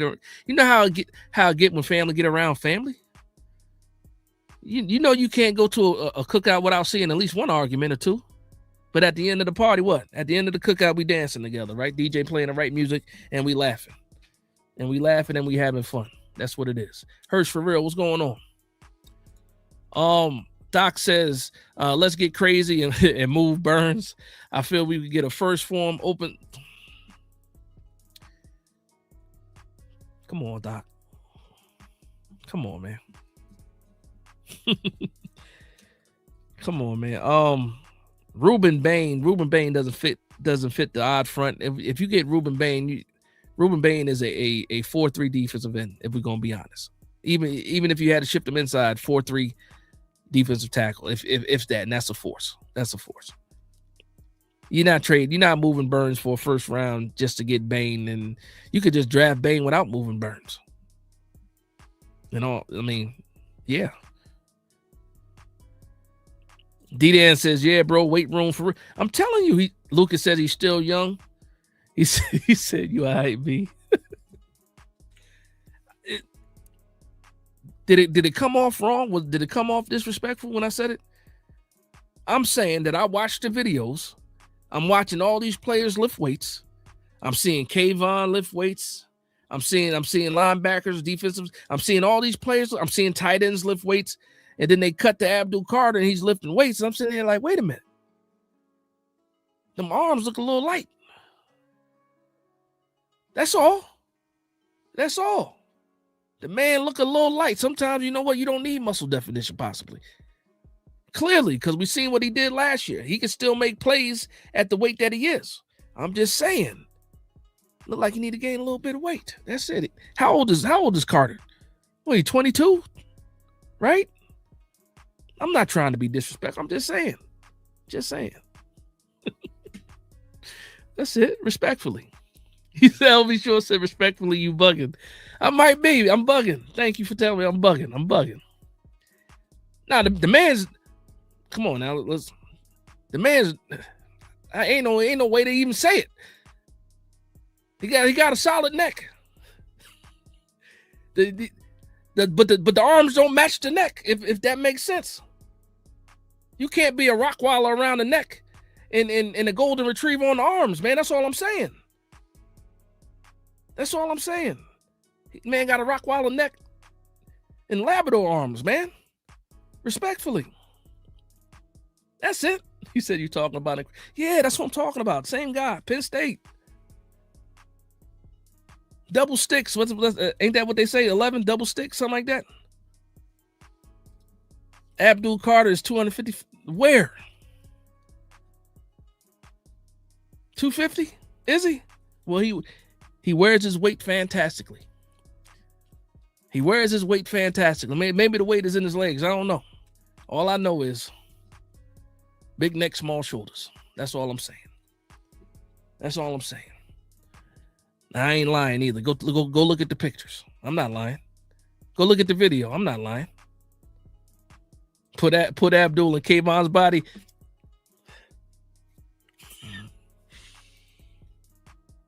Kayvon had to work hard. Kayvon had to work hard because I remember when Kayvon first got here. Kayvon had a little bit of a gut, remember? He had the pictures because he always had pictures. You used to always see his belly pulse. And he always had like a regular person's body, but a football player. And then respectfully, he's worked out. You see him now, muscle definition crazy. But the other thing about Dexter Lawrence, he got light legs, man. He got skinny legs. And y'all can't tell me. I'm nitpicking, but I'm just saying 40 years of football watching here. Almost. 40 plus years on the surface, but I'm a good 35 years of watching football. And I never seen a football player with baggy pants until I saw Kayvon Thibodeau, respectfully. Leg days getting skipped, or it might just be genetics. See now we going left though. Let me bring it back, man. Let me bring it back. Maybe I need some water. Y'all got me talking about physiques, defending opinions. I might be bugging. He said, "What he say? Move your mama. We ain't moving, Burns." That's hilarious. Again, we family. Family can make those kind of comments because we family. Nobody else can talk about family. Now I'll tell you something. If somebody else said Abdul Carter got a Rottweiler neck and Labrador arms, not on my watch. Only we can say that because we family, and only family can talk about family like that because we still love them. We love Abdul Carter. We love Kayvon Thibodeau. We love Dex, and we can do that because we family. Y'all know what it is. Don't nobody hurt your feelings like family, then give you a hug afterwards, man. That's family. That's what we're here for. That's what we're here for. We gotta bring that back. Family dynamic. A lot of people a little too sensitive nowadays. Or maybe I'm just old, man. Maybe that's it. Maybe that's it. Maybe I'm just old, man. JDJ. He said 40 plus years on the earth. Dash knows a good neck when he sees one. Damn it. Nah, y'all bugging. Y'all bugging. Yo. Yeah, man. It went left, man. I apologize. We got to bring this thing back. We gotta bring this thing back. That's hilarious, though. That's hilarious. Shout out to my man Big Brock in the building. And guess what? Because you're a Penn State fan, right? You don't want nobody talking about your players. And I understand that. But again, we family over here. Family can talk about family as long as it's all love at the end of the day. I want good for all these players. I want the best from all these players. Thunder, you gotta relax. Thunder, relax. Our name said you funny. Yeah, man. Big Rock said you can't Ruben Bain him, bro. What's up with y'all? What you mean? You can't Ruben Bain who? Talking about Burns? Talk about it, Dave. David, there you go. We just want them to practice harder and not show up out of shape. Now, Carter is not out of shape. He's not. He was in good shape. He wasn't struggling with the weight either. It wasn't. I wasn't calling him weak. I didn't say he wasn't strong. Actually, I did say that. I absolutely said that. I said he got to get stronger. But whatever was on the bars, he was getting it up. I think it looked like 225. He was able to get it up, Pauls. I'm just saying from the way he looks, muscle definition. You gotta get a little bit bigger, man. You gotta get a little. You can't be walking around looking regular. You can't go around looking like you just some guy out of LA Fitness. You know what I mean? Nah, you a football player. You're a football player. I don't need somebody seeing Abdul Carter in the street thinking they could take him. You know what I mean? Just a regular Joe. I can't be like, yeah, they go Abdul Carter. I could put paws on him. Nah, I need to be able to look at him like, all right, let me leave this guy alone. That's all I'm saying, man. Football players should look like football players. Luann says, I love Michael Strahan's body. Now, Michael Strahan, and I know Luann, you've been a fan for a while. You saw fat Michael Strahan, and then you saw in shape Michael Strahan. So which Strahan we talking about? You talking about chubby Michael Strahan, 90s to like about 2000 and to about 2003? We talking about that Michael Strahan, or we talking about I skipped all the training camp, showed up in 2007 Michael Strahan? Which Strahan we talking about? Because remember when Strahan skipped all the preseason, he skipped all the training camp just because he said, I'm a veteran, I don't want to do it, didn't feel like doing it, didn't want to deal with Tom Coughlin and the tough practices. I'm just saying. Which Strahan we talk? Because Strahan was like, I kid you not, Strahan was what? 260, 270 probably. And then that last year, he might have been like 255 or something like that. 250, right?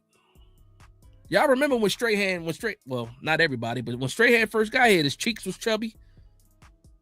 The gap was extra wide, but the cheeks was chubby. Hairline always was phenomenal. But y'all remember? I remember a little bit when he was a little bit chubby. It could have been baby weight, but and then because I remember when he came back, 2007, he skipped training camp. People was talking about it. He skipped training camp. He skipped preseason. He showed up like the first week. He lost a lot of them. They was finding him and all that. And I still don't know if they gave him his money back or not. But he was missing out on pay and all that. He said, "I'm gonna just show up for week one." And when he showed up for week one, it took him like 3-4 weeks to get in shape. I remember that. Dealer says, yeah, Mike played the last couple of years. Yeah, he was lighter because he was all cut and everything. I remember the stomp you out, the celebrations and the bicep celebrations. He was all ripped up, looking like he was in the best shape of his life. I remember chubby Michael Strahan. Some of y'all don't remember chubby Strahan. It's all right. Yeah, even in 2000, he was big. Yeah, he didn't slim up till later on. Dealer's right, though. It was like I think it was the last year, Dealer. I think it was just that last year when he lost that weight. Because he was substantially smaller when he showed up in 2007. Because it was like, oh, he got in shape. He looked a little light. Because he was like, oh, he was always bigger than OC.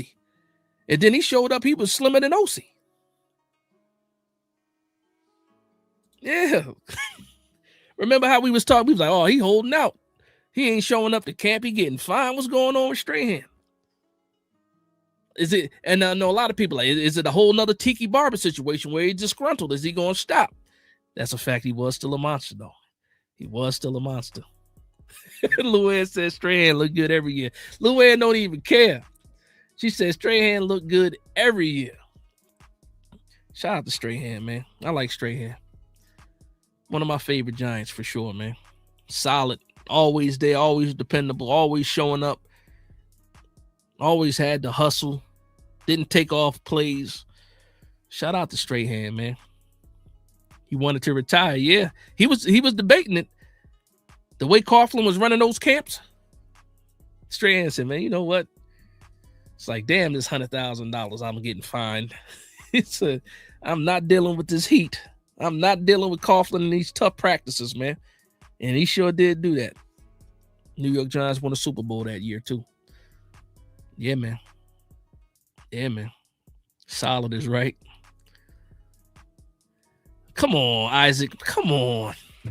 Why you gotta do that, man? Why you gotta bring that back? I wasn't even thinking about that. Except when he waved that Eagles flag.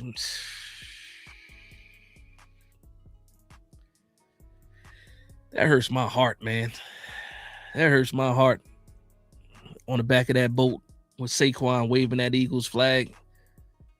That was diabolical work. Diabolical work. The back of the boat with the Eagles flag. Waving it. Before the Super Bowl of all.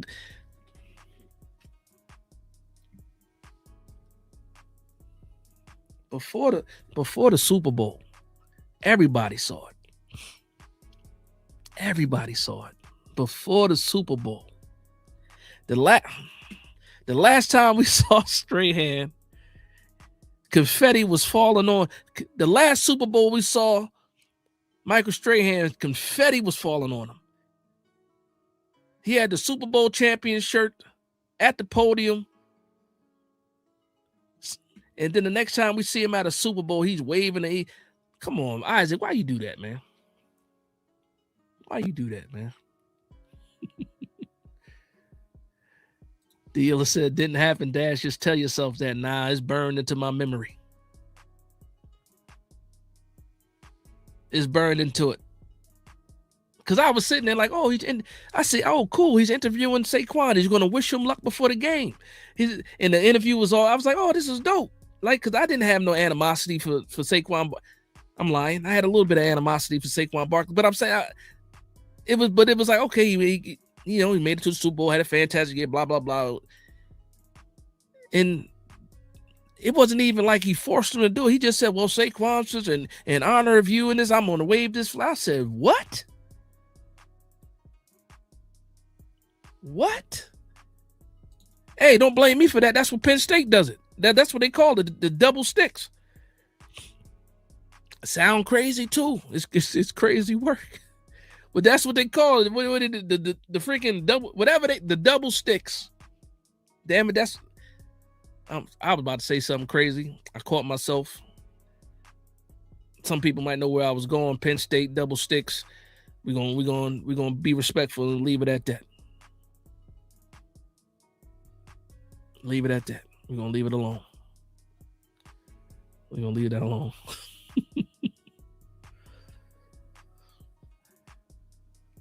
Coaches says, Dash, I don't know, but tonight felt like there was some undercover Eagle fans in the live chat. Listen, you guys have been fantastic all night, man. The chat has been going. I haven't even been able to catch up as well. That's a fact. Real Prince Castro, I see your comment. That's I left it alone. But was there some Eagle? I know we saw the Commander fan in here. There was some Eagle fans in here too. I didn't see them. Sometimes we got to point these people out. Let me know when there's what they say on Lean On Me. There's enemy at the door, right? Running through the halls. Morgan Freeman. East Side High. There's enemies at the door. Let me know when the enemies are in the building. Let me know. That's a fact. Lucas. That's a fact. Luann says, hey, Dad, Strahan going up against John Runyon Sr., LOL. That was a fun battle. Yeah. He got the best of them, too. He's sick. That's code 14. Take the locks off the door. That's what he said, right? Get the locks off the door. They snitched on him, too. Police came and locked them up. They was snitching out in East Side High, Patterson. Snitched on Morgan Freeman. All he want to do is keep those kids safe. Nice, safe environment for school. Remember that? I am bugging. I'm bugging. We having fun though, man. Shout out to the 180 people still in the building. Hopefully, we got a lot of likes left too, man. Hirsch, for real, that's a fact. Lean on me for those that don't know. Some of y'all don't get the reference going right over y'all heads. But those that know. Classic quotables from that movie, man. Classic quotables. Dealer says JPP was still a beast after he blew his head. Yeah, he was. Crazy too. Remember when that news dropped? Remember when the news dropped about him blowing his fingers off? And you said, hey, like, what? Like, what? And then you saw it? And you was like, damn, he ain't gonna never come back. What'd he do? Came back and was wrecking it. Damn, they got a new contract. Big Brock said he don't eat pork. He said pay Abdul more and he can buy more steak. Said he don't eat pork. Listen, man, in all honesty, for those that live in Jersey, tri-state area, ain't no shortage of getting good food out there. It was no reason why Cordell Flott stayed 170 pounds all 4 years he was here. It's way too much food out there. Way too much food out there. LV Shaw says weirdo. He said it's weirdo-ish. I would never be in the enemy's live chat. Listen, I would be lying if I said I'll be trolling. I'll go like when who's it? The Commanders, when the four of those guys get together, I'll be in that chat talking trash about the Commanders. Talking trash. When you go in there, you talk. I'll be talking. Listen, man. Remember last year, all summer. All summer, what we had to go through with the Commander fans talking trash. Oh, the Giants are in the basement by themselves. Remember that? They had that one season where they got out of they kind of got out of the basement. They made it all the way to the NFC championship. So shout out to them. And I remember the whole summer watching the Commander fans just walked around with their chest poked out. Cloud 9. They talked about us like we was nothing. After 1 year, they ain't won a Super Bowl since what? 91. 91. It's people that was born in 91, got kids, and they ain't never seen a championship in DC. Was it 91, right? 91? I think it was 91 the last time they won it, right? The whole point was how I wasn't even double digits yet in 91, if I'm being honest. The last time they won a Super Bowl. But anyway, last year, all summer, and I do listen to the Commanders chats and stuff like that. Sometimes it's entertaining just to see what they're saying. Oh, they was talking about the Giants like, we ain't worried about the Giants. We worried about this, that, and other team. We ain't worried about that. And boy, let me tell you the joy that I had when they fell from Cloud 9. It was the joy when they collapsed, the joy when their season went down the drain. It made me smile. Through all the pain of last year's season, that was one thing that put a smile on my face. Was that and beating up the Eagles. Beating up the Eagles probably was the most satisfying thing ever. Thursday night football, the first time we played the Eagles, the way we put the paws on the Eagles, that was probably the best feeling I had as a New York Giant fan in a long time. Even in 2022, when we went on the run, we got to the playoffs, beat Minnesota, I felt good there, but nothing felt better than the way we beat up the Eagles on that Thursday night. Dealer says things never stay good for Commanders fans for too long. Listen, man. And I know, yeah, that's right, because you in the area. I know you was hearing the type of trash they was talking. You in the DMV area, right? Am I bugging, Dealer? I think so. I think you are. But so I can imagine the kind of stuff you was hearing.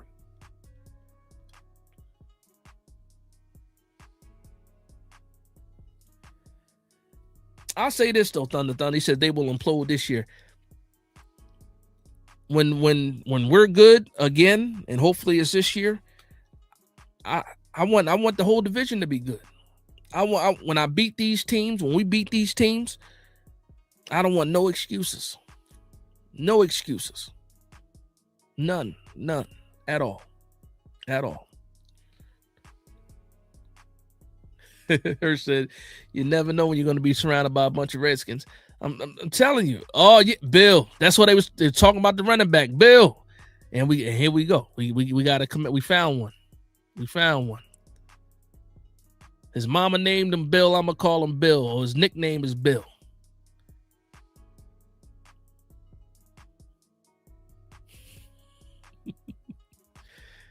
Y'all love Bill so much, but want love. Y'all don't want Bill. Y'all don't like Bill like that. Y'all really don't like Bill. You ain't riding with Bill like that unless you Bill family, Gerald. Gerald P. for real. Unless you Bill family. Because y'all will turn on Bill in a heartbeat for Jeremiah Love. Yes, sir. Just like y'all turned on Terry McLaurin. As soon as Terry McLaurin's, we kind of did it too with Dexter Lawrence. And as soon as Terry McLaurin was talking about, I want to get paid this, y'all was looking like, well, we don't need Terry McLaurin. We don't need Terry McLaurin. I remember saying, yes, y'all do. Yeah, you absolutely. If y'all don't want Terry McLaurin, Jay Daniels definitely does. All right, let me see. We got Big Brock says, yo, they about to do it again, Dash. They want to get Jeremiah. Yeah. Abdul Carter and Brian Burns going to have fun with that rookie. Listen, man, it is what it is. It is what it is. I got to charge my mouse. This thing freezing up on me. Scary Terry. Yeah, Scary Terry. Man, I remember y'all ain't want Scary Terry. Y'all wasn't trying to pay him. Remember that? I remember that. Y'all wasn't trying to pay him.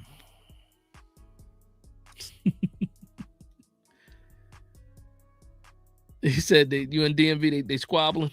They squabbling out there. Hold on, let me get my charger for my mouse for it die on me. It look like it's about to die. And I will not be able to scroll through this chat.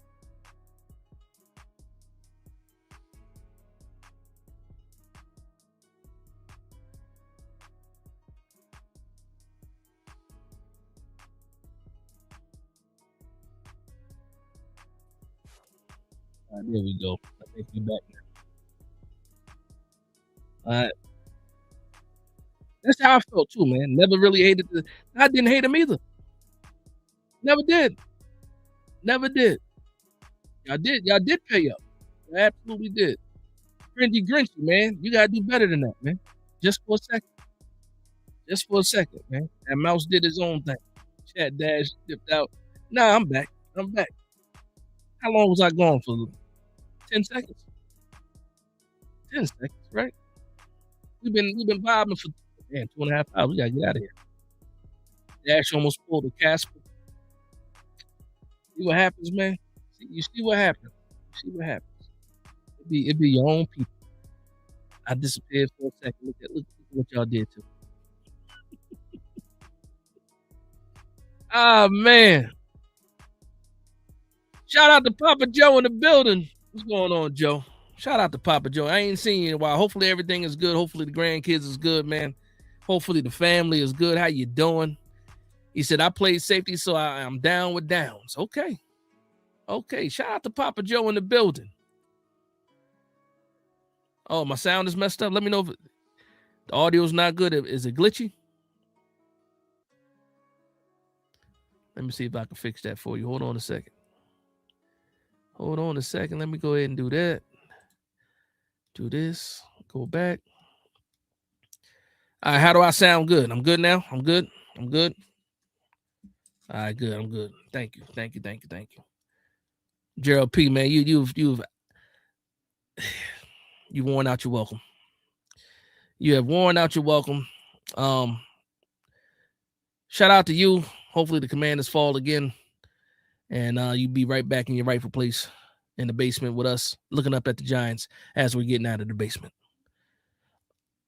Thank you very much. I'm good. I'm good. Sounds good. Okay, cool. All right. We gave him light, man. That's it, man. We ain't gonna give him no more light. It is what it is. He said, "Why? Why? Cause man, now you getting crazy now. You ain't wipe your feet.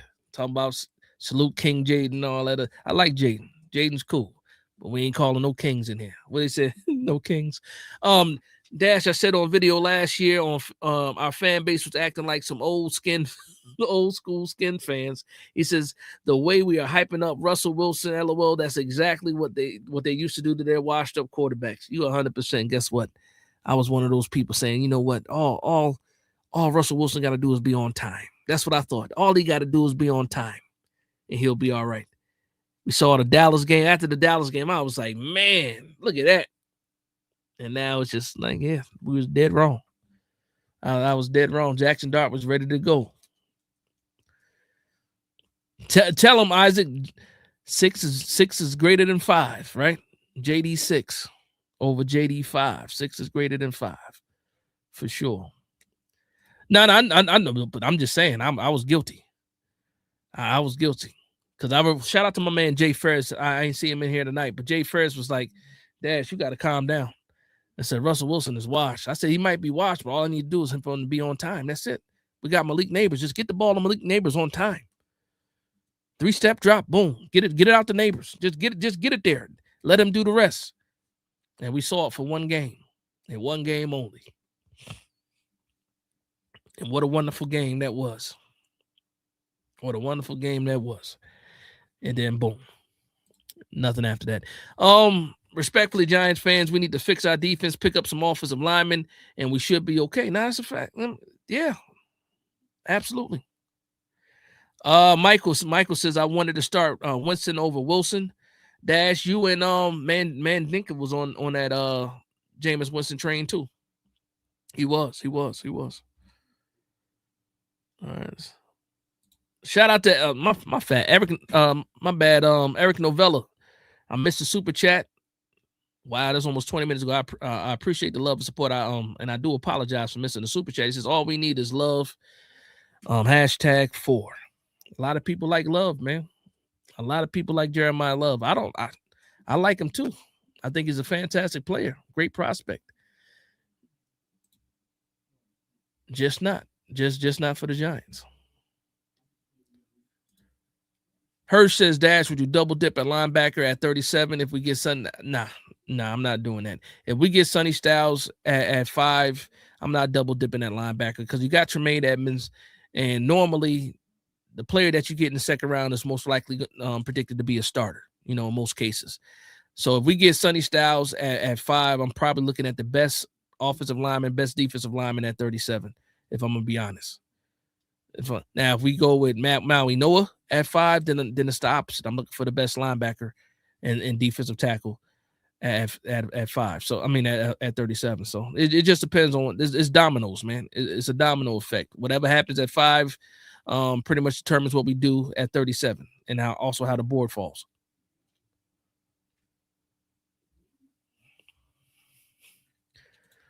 Let me tell you. Let me ask you a question, man. Gerald, let me ask you a question. The Washington football team was crazy, right? But to your point, they got used to it, right? I thought the Commanders was one of the wackest names ever. I did. And then shout out to the DMV legend. They came out with that song, Left Hand Up, Who Are We, the Commanders? I almost fell out my chair. Almost fell out of my chair with that song, that theme music. And I remember, like, man, never mind. I said we weren't going to talk about you guys anymore. I ain't going to talk about it. It is what it is. JJ the King says, not going to lie, I didn't think we was going to get Russell Wilson after we picked up Jameis.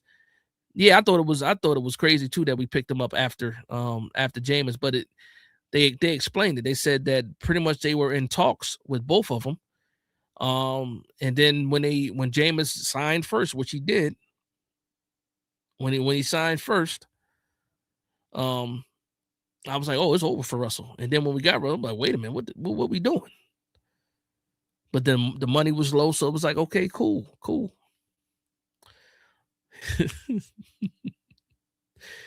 Trisha K2262 said, yo, Dash, you said, what up? Let's get Styles at 5. Yeah, 100%. That's where I'm at.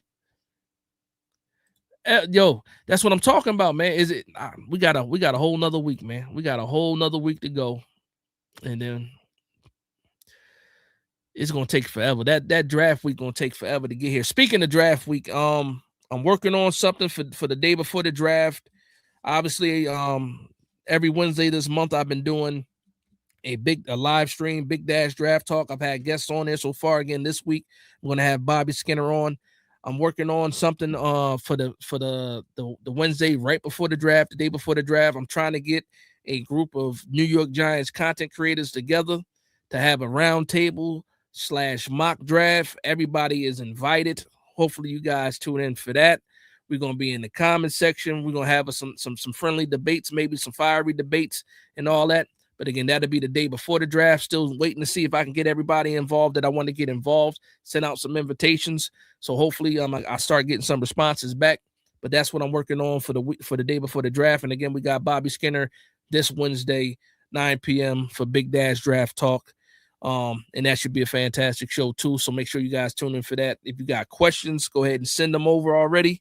I might put together a little bit of a mailbag because again, I know how people feel about Bobby Skinner. A lot of fans, there's a lot of fans of Bobby Skinner out there. A lot of subscribers of Bobby Skinner out there. I'm subscribed to Bobby Skinner as well. I like what he's doing. So definitely want to get a chance to chop it up with him. It should be a good show. So make sure you guys tune in for that.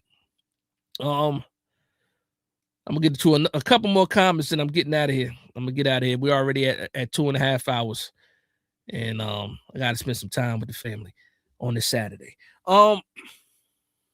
Well, where am I at? Pete, what's going on, Pete? How you doing? Pete says, hey, did you hear what Harb said? What he said something today? Let me know. For a bad team, why don't we? Yeah, I saw that. He said for a bad team, why don't we have more picks? Yeah, I saw that.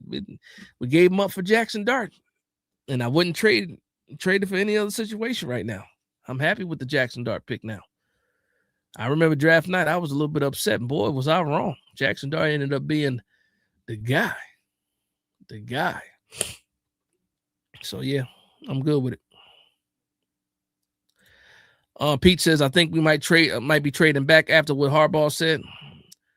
I mean, for more picks, possibly. Who going back? You going, Gerald? Who you going back and forth with? Not me, right? Soft inside, sus, no Diddy. That's crazy. Joseph Wilcox, $2 super chat, said we got to sign Dex.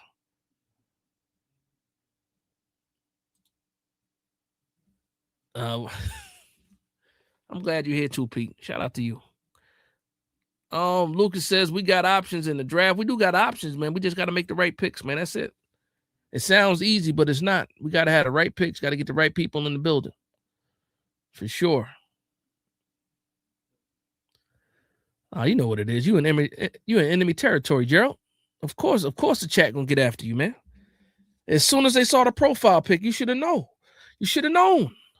You should have known. you should have known. Kenya says now we are solid as Scat Tracy and more. Now I'm good with those guys, man. So listen, I got about 2 minutes. Any comments, anything you guys want to talk about really quickly, go ahead and put it in the comment section, chat section. We can do that.